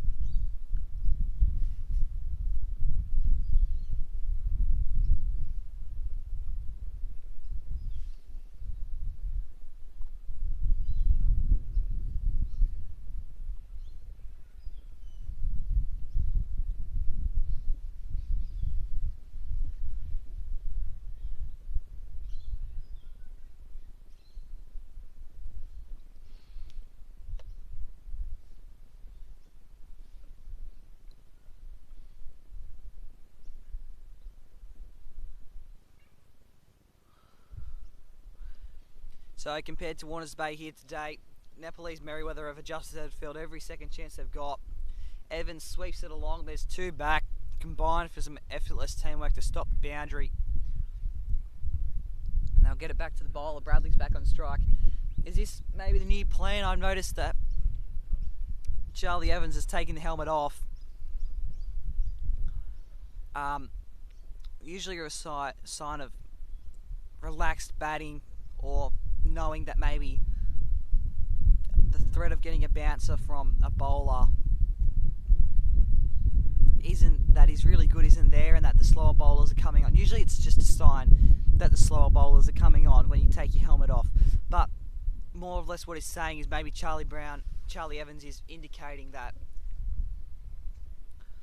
he's sort of slowing down into the game, if that makes sense.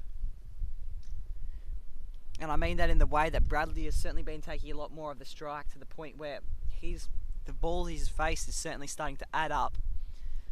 And Evans is sort of fronting singles and getting off strike as much as possible. No doubt he'd be very capable if he still was on strike. Kane Bradley is making total for himself. Indeed, just over double would get him to Evans's score. Not that it's about matching scores, but indeed, a great partnership out in the middle here. 53 run partnership, that's incredible when you think about it. 53 runs they've combined for. Made that 54. Basnett, an unsung hero of today. I don't know if you noticed, he was out there for 17 whole balls, didn't make a single run because he was running for soccer pot.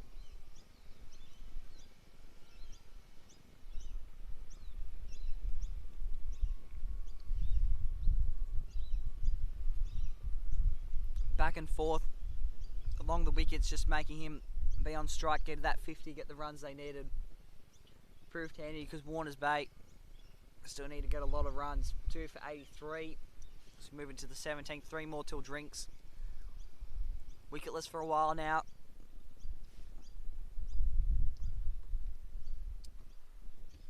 If Warners Bay can make it to drinks in one whole piece with the batsmen they got out there now, that would be great. If they can make it to after drinks, that would be just as good.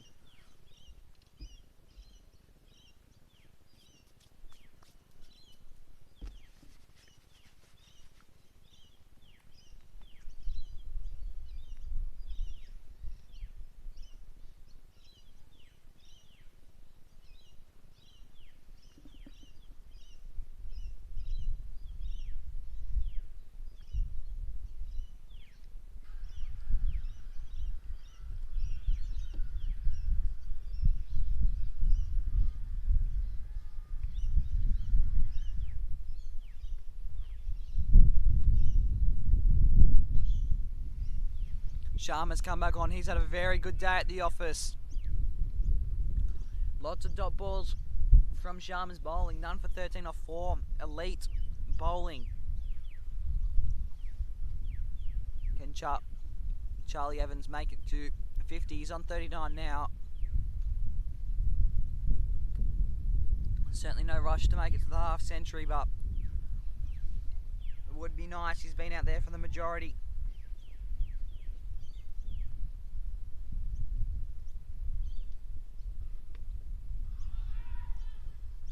Big appeal, not out.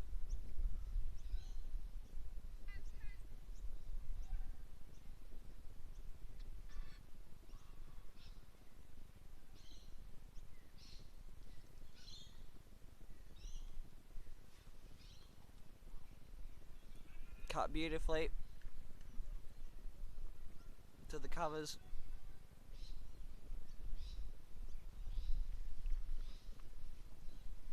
Stops succinctly. Breaks the wish for another Sharma maiden over.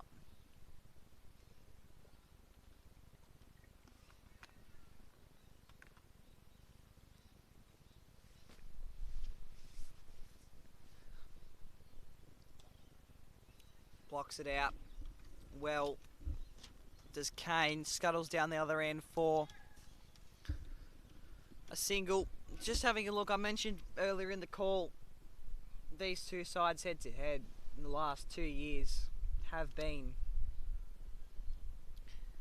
1 win to Warners Bay, 5 wins to Nepalese Merewether. If we just have a look at some of their previous meetings. Their previous meeting was in round 20 this year, so the last round of the 2024 to 2025 season.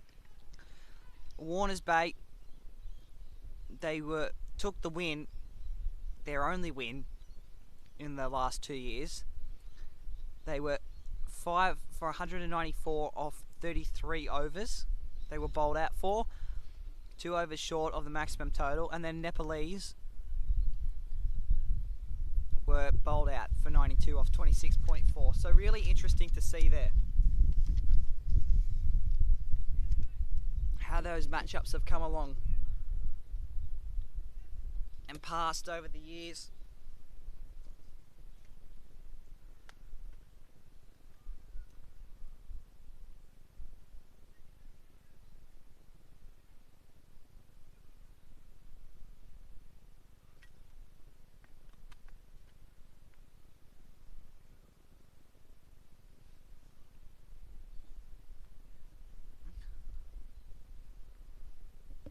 Bradley comes out of his crease, meets it on the full.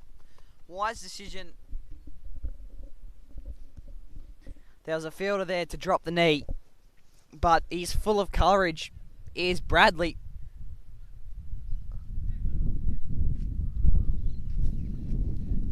He moves up to 18. Charlie Evans is 10 away from the half century. Peers around at the field, which is being adjusted as we speak. Over and over again. He's got 10 to make. He'll meet that on the full. Please don't be out, he says. It's gone sky and caught. Charlie Evans' dream is shattered like a smashed window. I can't believe it. He was so close yet so far. 10 from the half century. 10 from 50. He'll be absolutely gutted because he reaches his 60th ball. And his 60th ball today held a wicket. They become 3 for 87. Basnett takes 1 for 6. That's his first for the day, Basnett. And Warners Bay, they're still a long shot short of getting into 150 and taking home the win, but still plenty of time. There's still 2 more before drinks. Nepalese Merewether have not elected to take drinks yet.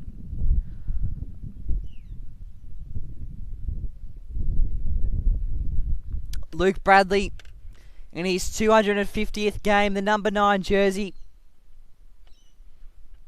has come to the crease with Kane Bradley. 18 from 25 for Kane. None from Luke. He's yet to start. He's going to be facing Basnett, who's just taken his first wicket for the day. Will be rolled up as ever. Marks middle. And is ready to launch into this bowling attack. Luke makes it on the full. Potentially dangerous to wait on it too long. That certainly could have ended badly for him, but he plays the right shot, plays it beautifully as well, might I add. And again, skips forward to it, makes it on the full. Pumps it deep. The man comes in to meet it.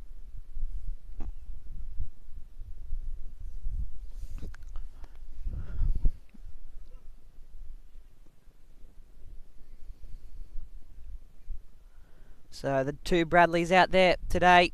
Kane, he's been out there for 25 overs. He'll know the best of it, and he'll know what's required to run to and what sort of ball to run to.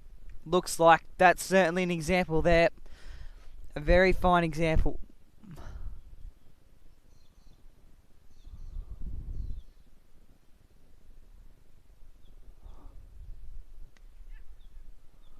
And again, copies that exact same shot. Carves and copies.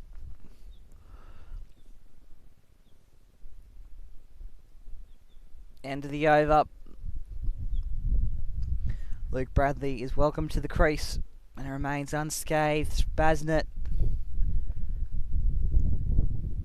1 for 6.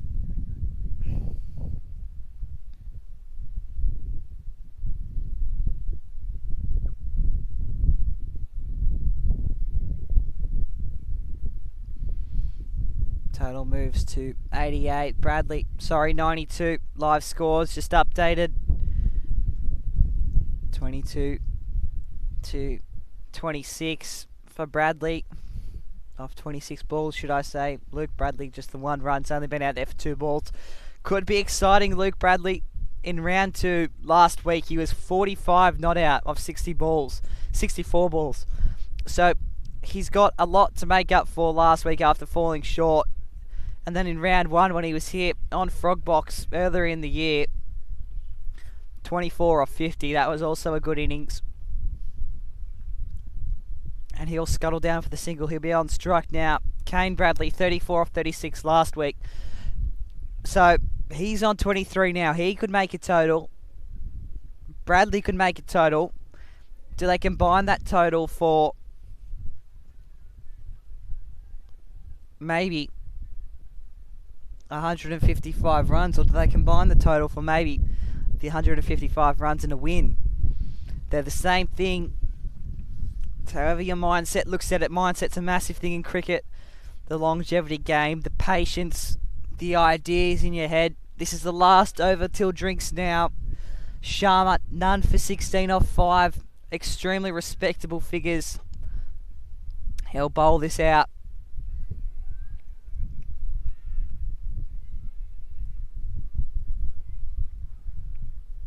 Another dot.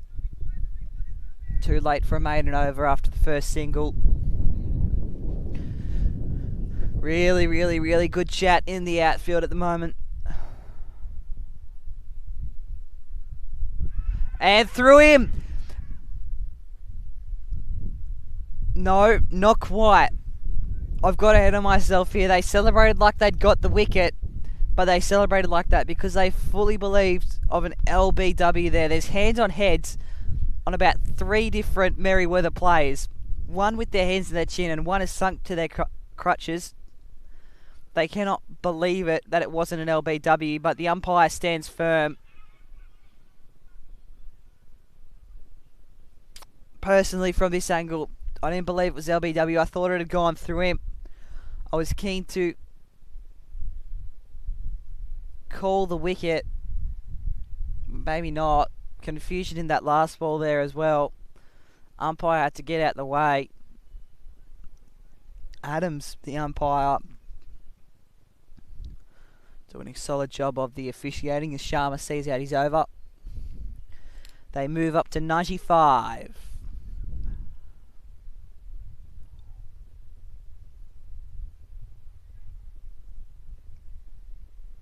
And that will bring up drinks. Kane Bradley, Luke Bradley.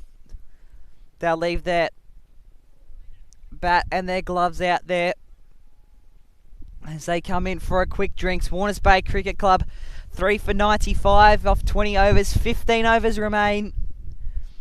155 runs is the target they're trying to get. Kane Bradley, 24 off 29. Luke Bradley, 2 from 6. Just came to the crease after the last wicket of Evans. That would be Charlie Evans, who played very, very well indeed. Went out on 40. Couple of players just stretching it out on the field from the Nepalese Merewether side. Good bowling performance so far. Of course, it would have been nice to have some more, but for Warners Bay, the wicket numbers they have is just enough for what they want.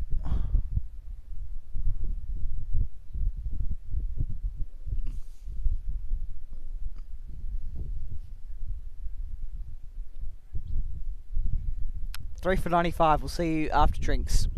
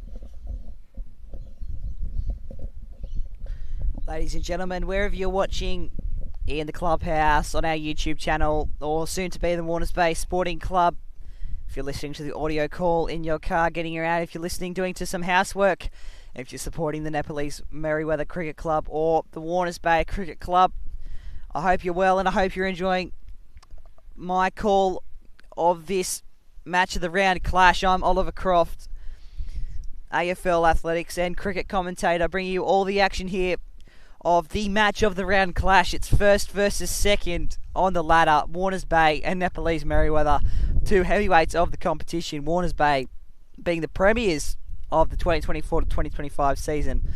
Both of these sides are undefeated this year. Who will take home their third consecutive win and who will take home their first loss of the season? Well, it's still yet to all play out. 15 overs remain. Bradley gets off the mark first with the... I wanted to go to... I'll stay with my original call of a quick single.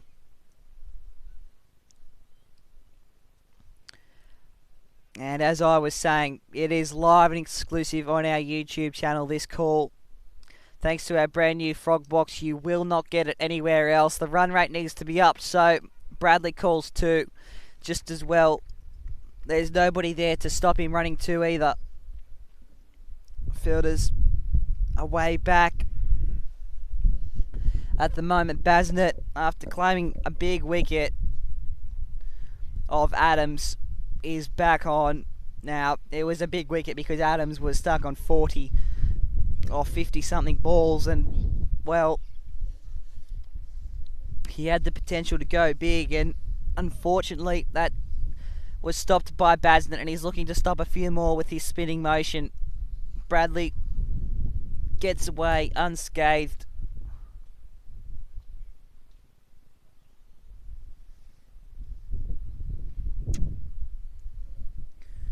Basnett going through his overs fast now, getting to the fourth ball. Nothing to offer there but a block shot. Bradley says, no, I'll stay. That's Kane Bradley on strike now. He's number 7 with the helmet on. Luke Bradley is down the other end on 3 for 7.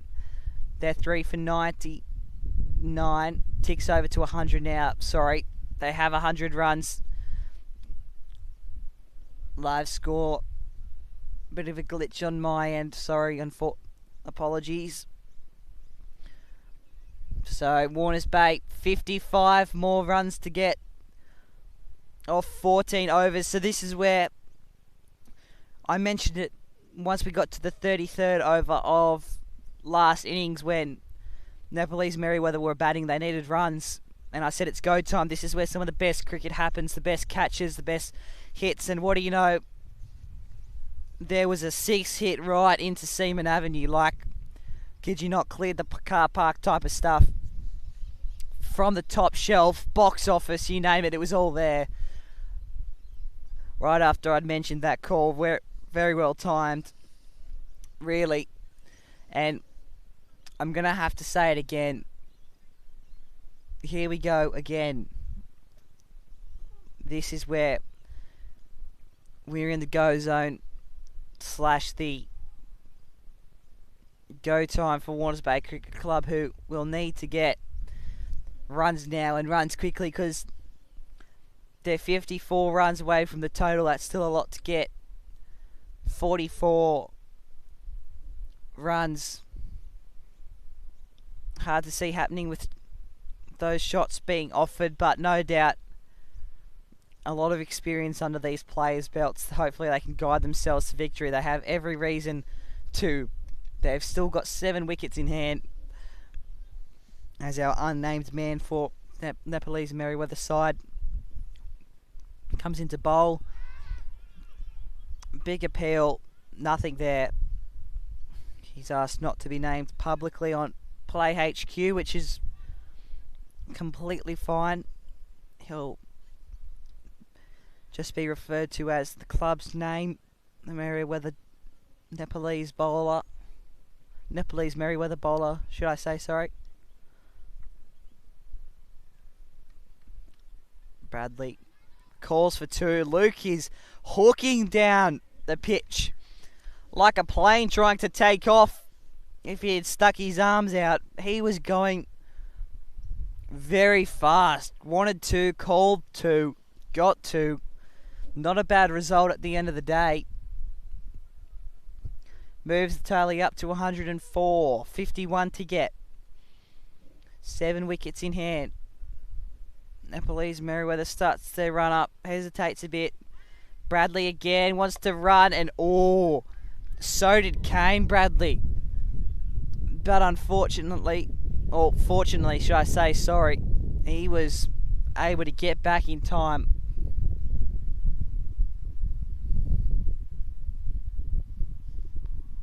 Thanks to the fumble. Luke Bradley off the mark quick again. Everyone on the field today is pretty fast, if I'm to be completely honest.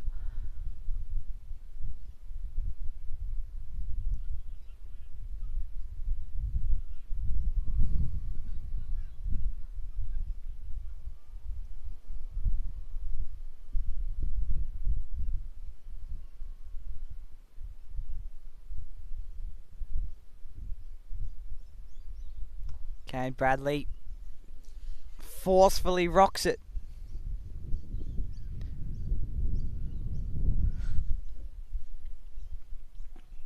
End of the over.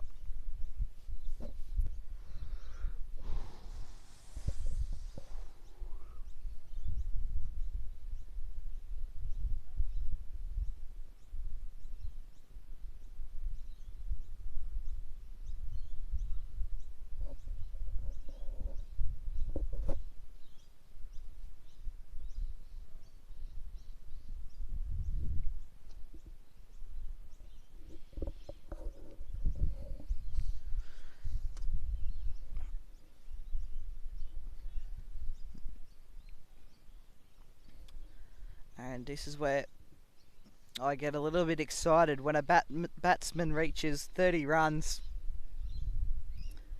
Means they've done most of the uphill lifting and they're on the downhill to gain 20 more runs to 50.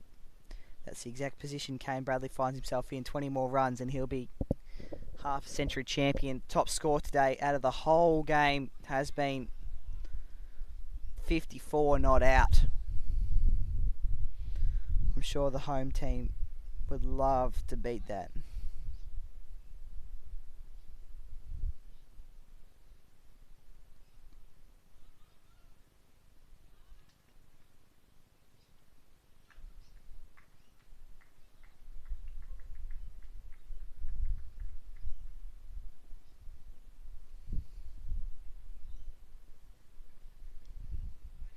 And pulls it away beautifully. Fielder back, catches it on the second bounce, throws it in.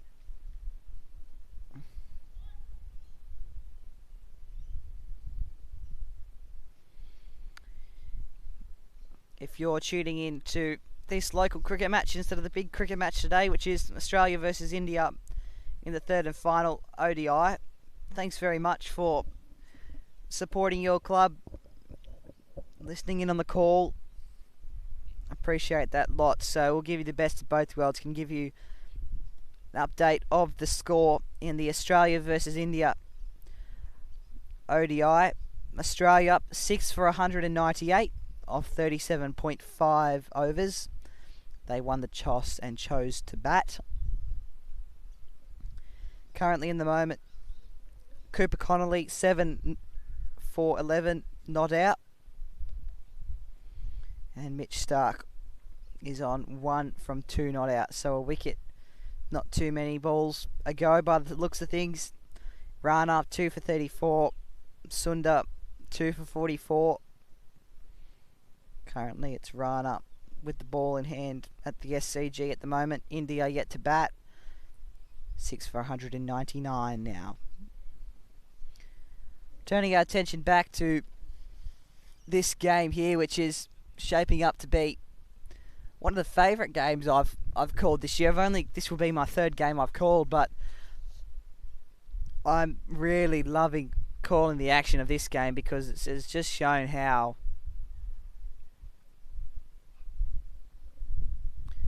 the game of cricket can ebbs and flows. Some brilliant shots, some brilliant bowling. Really, really enjoying it at the moment. It's Kane Bradley on strike. He's at 31 now. slog sweep along the ground.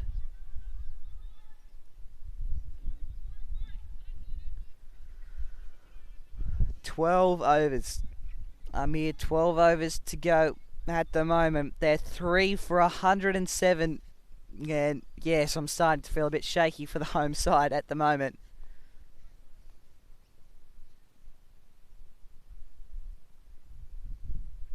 "48 runs to chase down." Stopped in the outfield. It sounds doable, looks doable, and then sometimes it doesn't. It's just so hard to tell which way this game's going to tip. Unfortunately, we're not exactly like Fox Cricket and have a win pie chart. That's a lovely shot from Luke Bradley. Straight into the outfield. Stopped though. Been a while since our last boundary. As I said, we're not like Fox Cricket where we can say whether we have or have not a win visualizer or prediction, which frustrates me because I've got to guess. There we go. There's the breakthrough ball. Flicked straight off the legs by Kane Bradley, and he racks up 4 runs to himself, 4 runs for the team, and gets that breakthrough boundary ball that we've been waiting for some time now. None for 7 for our unnamed man at Merewether.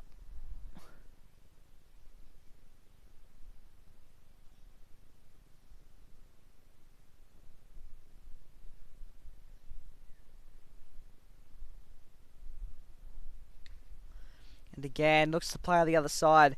I've seen it before in Kames Bradley's innings so far. He's had 41 balls. Saw him hit 4 on the offside and then hit 4 on the leg side before. This was, of course, when the pitch was changed around slightly more than what it was.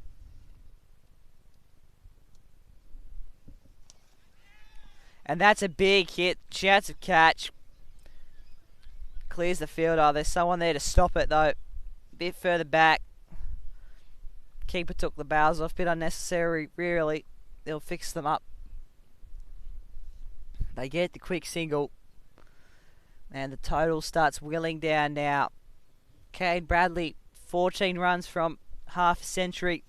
He was batting last week.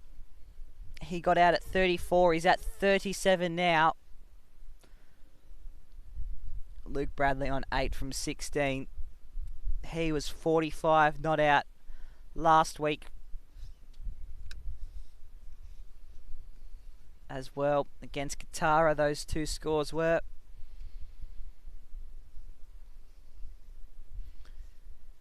He's not bad behind the stumps either. Luke Bradley, indeed. Good turnout for this Division 2 clash. Similar crowds for Division 1 and Division 2 clashes this year, I've found. Get a couple of spectators to come and sit along me beside the commentary box.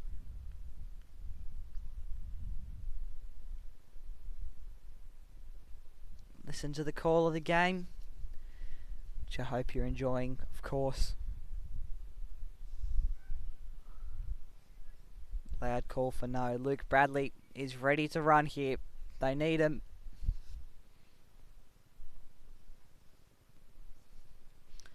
Eleven overs to go.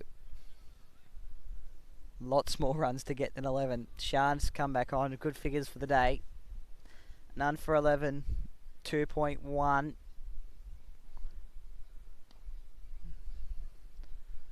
And they'll go the quick single thanks to the missed field. Luke gets down the other end.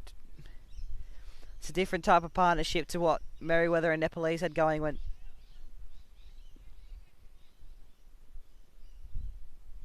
they had their best batsmen out there. Of course, Soccer Pot 54 not out. He had a really, really good game. Smashed one into Seaman Avenue. But it was all about Basnet was slight overreaction from the fielder there to peg it in. Not the best of sportsmanship, but oh well, what can you do about it? trying to keep Kane Bradley in his crease. Nothing like a bit of fire in the contest. But as I was saying, when Soccerpot was out there and Basnett, it was all about Basnett being the runner, just the runner. Couldn't get any runs for himself. Unfortunately, he was just the idea to make up the number and just run as many times as you can. Whereas you can see here that it's Kane has a shot, Bradley has a shot, and there's the idea that they both sort of run it for each other. It's great teamwork, great sportsmanship. Of course, different methods work for different clubs. That's completely fine. But certainly, the best method I'd seen today has been this shared one where they've both had an even chance to make the runs for themselves. Maybe not as quickly the runs haven't been made, but they've certainly helped each other out for sure.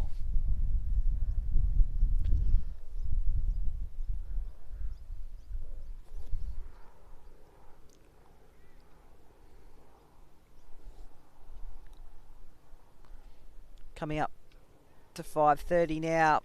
Bradley finds the gap. That's a beautiful blow. Straight over the boundary. 4 more runs.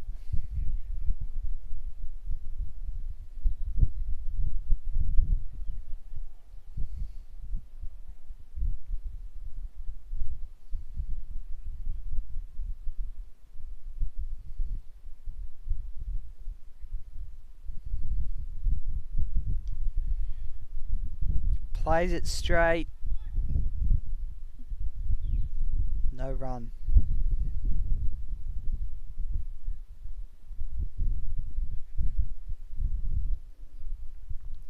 Three for 120. Closing in on the main score now. 35 runs to get. Very, very doable. You'd think that Warners Bay have a really solid percentage of winning here. Unless all of a sudden there is just a hat trick of wickets and things go sideways.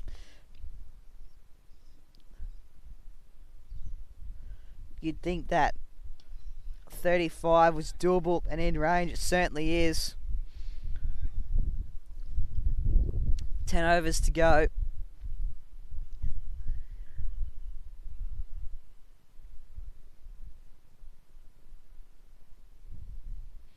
Lots of long run-ups in senior divisions. Takes their time to get in.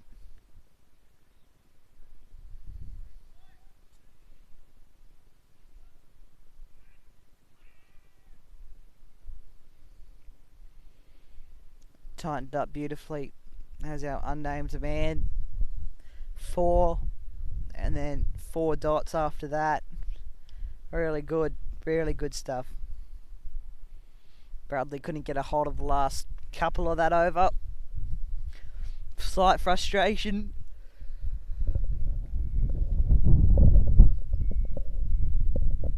Three for 120.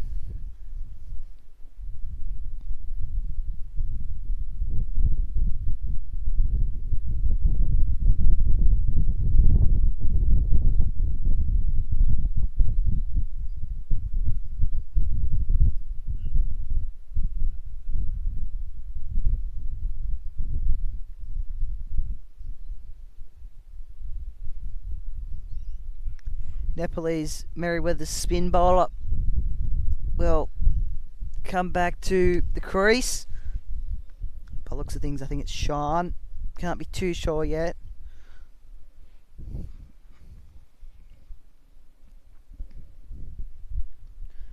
Kane keeps it out well.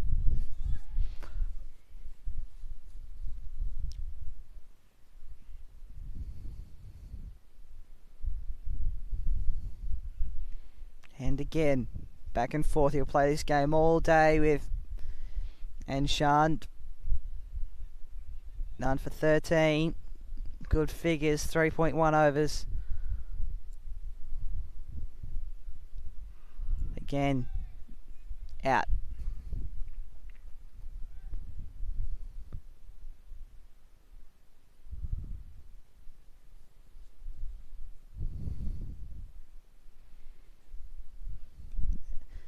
And again, yeah, that time there was definitely a chance for a what out. Luke Bradley has a bit of lip with the fielder that pegged it in, considering they were a bit upset when it was pegged in at them. Definitely some rivalry blood between these two teams, and not just because of that incident. Obviously, some really close matches over the years. Waters Bay being the only one win over those 2 years in the last 6 meetings. So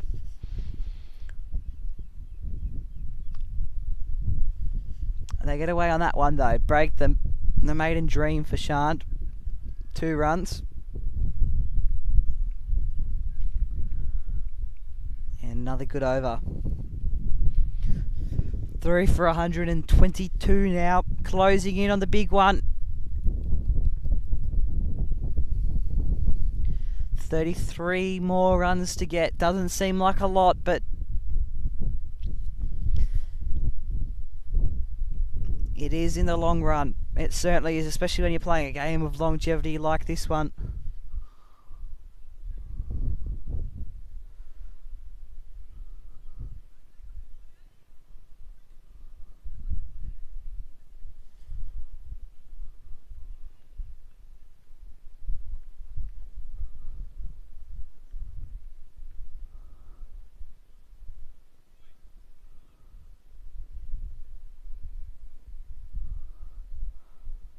That's a short ball. Could have been punished. Sharma was there. Mimes again. The throwing action, the sportsmanship levels are a bit down here at the moment at Fane.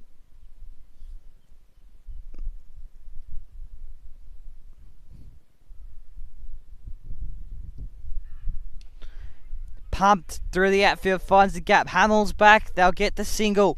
Any little run will be counting at the moment.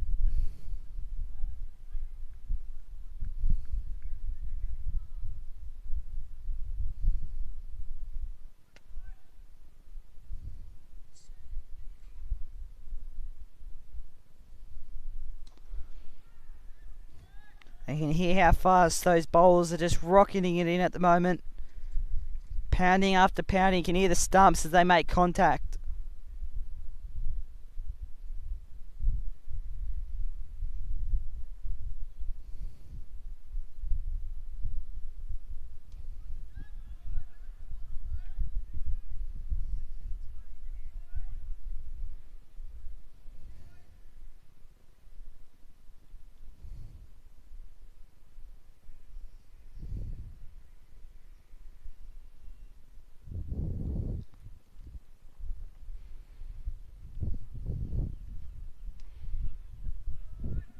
Again, well kept out. Our unnamed man has put down some good balls today. Very impressive. We draw closer towards the end of the game. Oh, and that's a juicy hit.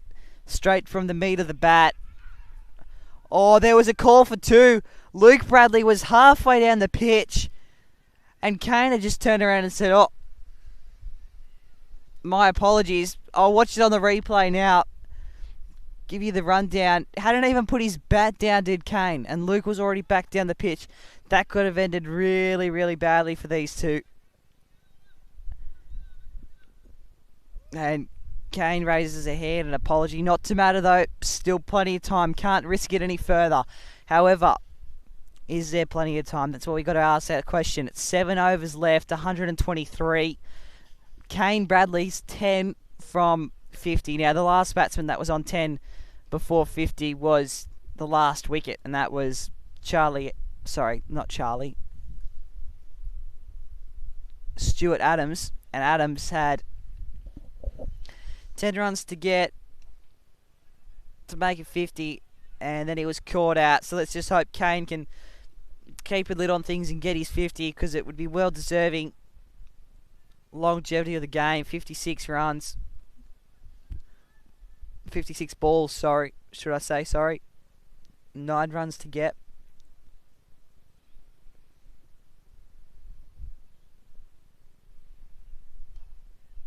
Been a long time since a wicket for this Nepalese Merewether side. And there's a massive misfield, just tries to rocket it in. There was nobody back at all to stop it. So there's a few more runs to be had there. They could have run nearly 4. I think they got 3 in the end. But they just threw it in so hard. And yeah, they get the 3. But that was just unreal. You can't be picking it in that hard. It wasn't even close to the stumps as well. It was nearly very, very costly. If that had gone to the boundary, well, 4 runs could be added, and it wouldn't be 3, it would be 4. So Sean, a very eventful opening start to the over. Off the top edge. Spins backward enough. They're calling 2. Luke is running as fast as everything, and he's called 3 again. Stumbled forward. They're going to go for it because it's landed in the middle of everything. That is significantly really well run from Luke Bradley and Kane Bradley. A partnership is forming really, really well out there. Really smart running. They took the 2. Bradley was backing up because he knows he's got the speed to get back if that's the case. If Kane says no, he can get back. Bradley was running to the danger and he knew he'd get there. The throw was askew. He got there. Brilliantly played. Well placed. This partnership is on fire. To get an official reading of where that partnership's at now, it's a 57-run partnership. Really, really good stuff out in the middle there. It's heating up and the runs are starting to be found through 3s and 2s. Can you believe it? 3 runs. You don't see that often in cricket, but you are today. Andrew Vickery, the story of the day, Diamond Duck. Hard to believe when he was playing so well. 42 last week, 54 in round 1. Luke Bradley's also had a standout round 2, 45 not out off 64, 24 off 50 balls in round 1. If we have a look at Kane Bradley, didn't bat in round 1, but he did have a bat in round 2, 34 off 26. This is a much improved Kane Bradley, 5 off the half century. Nearing it now, and whilst we're 5 off a half century, we're also 23 off a big win for Warners Bay Cricket Club. And this just sends a massive message to the competition. You can take out 2 opening batsmen, 1 for a Diamond Duck and 1 for a 40, and leave him agonisingly short. And Luke wanted to run that time, but even that was something he couldn't quite go as fast. So he can't expect Kane to run to the danger end, not when he's this close to a 50. Short ball there, just tempting them. Well placed field up. Merewether Lions, one of the few teams in the competition to have a lion as their logo. An animal, should I say. And fielder jumped in vain because that has crossed the boundary for 4. Well struck by Luke Bradley. He himself moves up to 22 off 33. He'll stay on strike. He'll have some more of our unnamed man from Merewether. He's liking what he's seeing. The rivalry matchup continues. First versus second. Warners Bay hosting Nepalese Merewether. Chance for a run out. Skips through the gloves of the keeper. Kane Bradley was so close to being run out then it's not funny. He would have been a good bat length short of the crease. Not when he's this close to a 50 perhaps. They got to leave the dangerous running to Luke at the end of the day. Because yeah, he was short and the throw was just too hard and fast. Too excited to get Kane Bradley out, who has just been stubborn in his bowling today. He's been stubborn in his batting. He had a brilliant performance with the ball. I think he took about 2 wickets from memory. Bradley was awesome behind the stumps today as well. That's Luke Bradley I'm talking about, was behind the stumps. Brilliant as the wicket keeper. And ladies and gentlemen, would you look at this? We're closing on the end of the game. 18 more to get. Quite literally 3 sixes if they wanted to end it all now. But instead, we'll probably see it happen a little longer than that in cricket. That's one of the amazing things. It could all be over in 5 seconds flat. 3 balls, it could be all over in the next 6 overs. Or it could all be over and Merewether win. It's just how it works sometimes. But I think at the moment we can be confidently say that Warners Bay indeed have a win waiting for them. If they do, it will hand Merewether their first loss of the season. And Warners Bay will have their third consecutive win of the year. The Premiers showing every bit why they're the Premiers.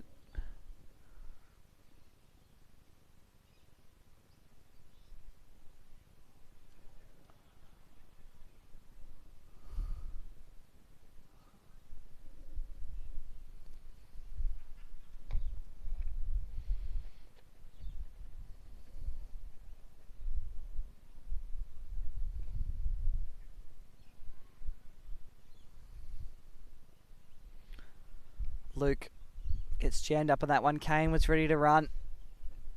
Sean's come back on.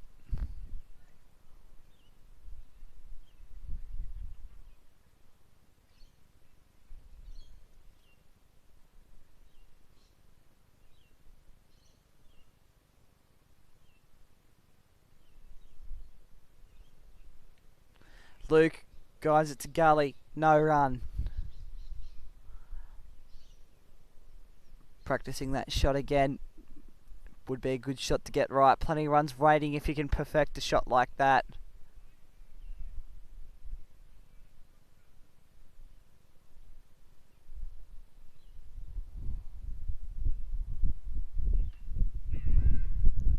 Hits a pads. Keeper flings the glove away to throw it back in.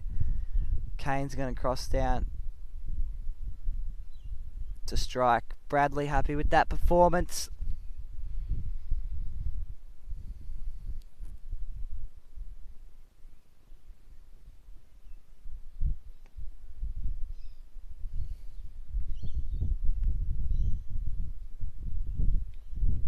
Kane sees it through the field. Bradley nearly run out. Luke, that was nearly run out.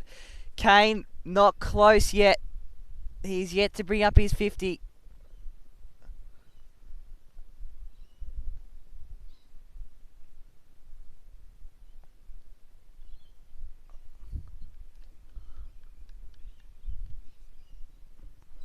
Sepakatoa on strike now. Not strike, bowling. Keeper did the full splits, but the ball is going to roll to the boundary, and right next to me, actually, I'll have to throw it back in for the boys. I'll be back in a sec.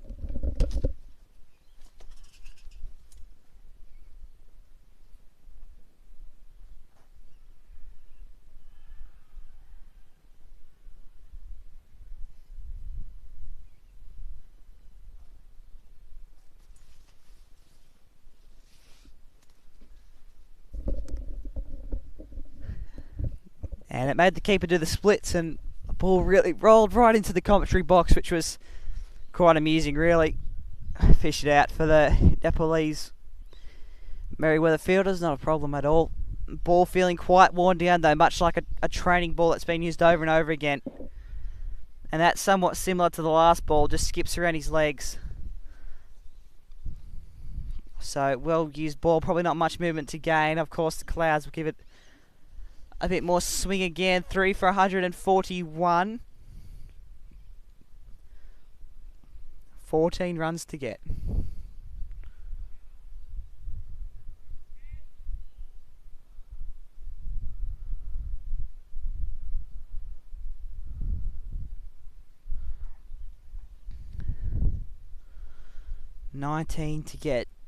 Sorry, 14 to get.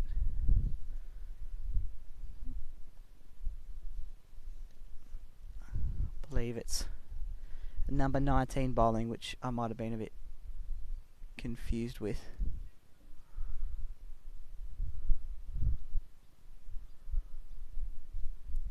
Coming to the end of a long day.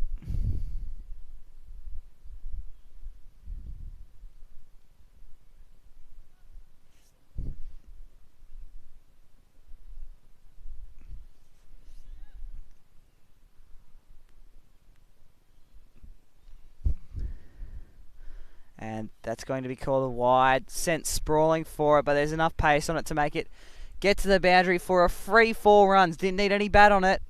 Simply just had to let it roll to the boundary. So we move to 3 for 149, should I say, sorry. The live score taking a bit of time to update here. And you can see, by the way, arms are folded, hands on heads. We got Hamill and Gully on his hunches. Sorry, not in Gully. In covers, just sitting down. It's been a long day. They have conceded defeat. The Merewether District Lions Cricket Club. This is the Nepalese Merewether side in Division 2. It's Pudel that's come on back to bowl at the last. He took the very valuable wicket of Andrew Vickery. That one is flicked off the legs. Kane Bradley will run 2, and that will notch him up to 49, but it's gone to 4.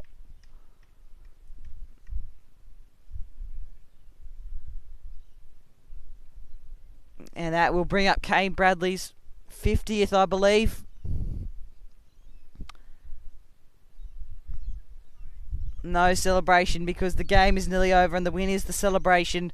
A fine knock of 51 off 61 balls. Very fine indeed. Well done, Kane Bradley. He has shone with the ball. He has shone with the bat. And he has single-handedly helped guide his team to a very, very handy victory today. Swing and a miss there.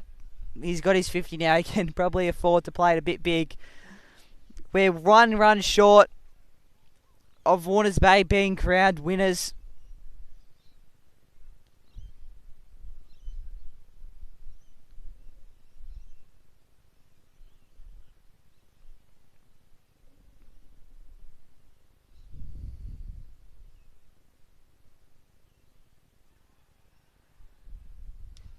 And he slices it over the field, and that will bring up Kane Bradley's 50. Apologies for that. 4 byes, not 4 runs for Kane. I thought he got his bat to it, but he didn't.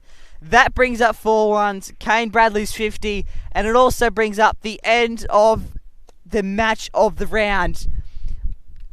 A brilliant finish to a brilliant game. Ladies and gentlemen, this has been a clash for the ages. It was first versus second heading into today's game.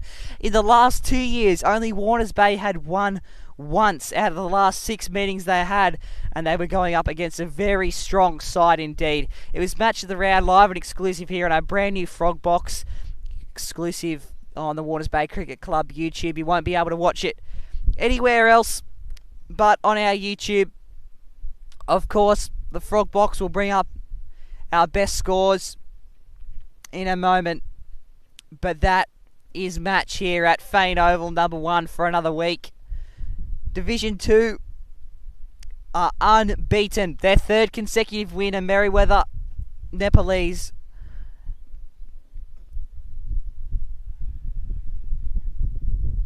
take their first loss of the season.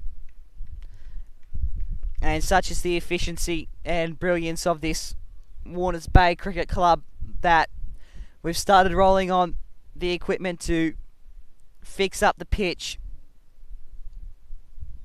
roll it and prepare it for Division 1, which will be here next week. You can see shaky hands going off, and there'll be no doubt a lot of partying, happiness and celebration here tonight at the Warners Bay Cricket Club, because Division 2 are undefeated, and it's been an absolute pleasure to call the game. I'm Oliver Croft. Thank you for watching Warners Bay Cricket Club versus the Nepalese Merewether Cricket Club, live and exclusive on our YouTube channel and for Frog Box. Signing off for round 3. I'll see you next week in round 4. Division 1 will be here next. I'll catch you then. Thank you for listening.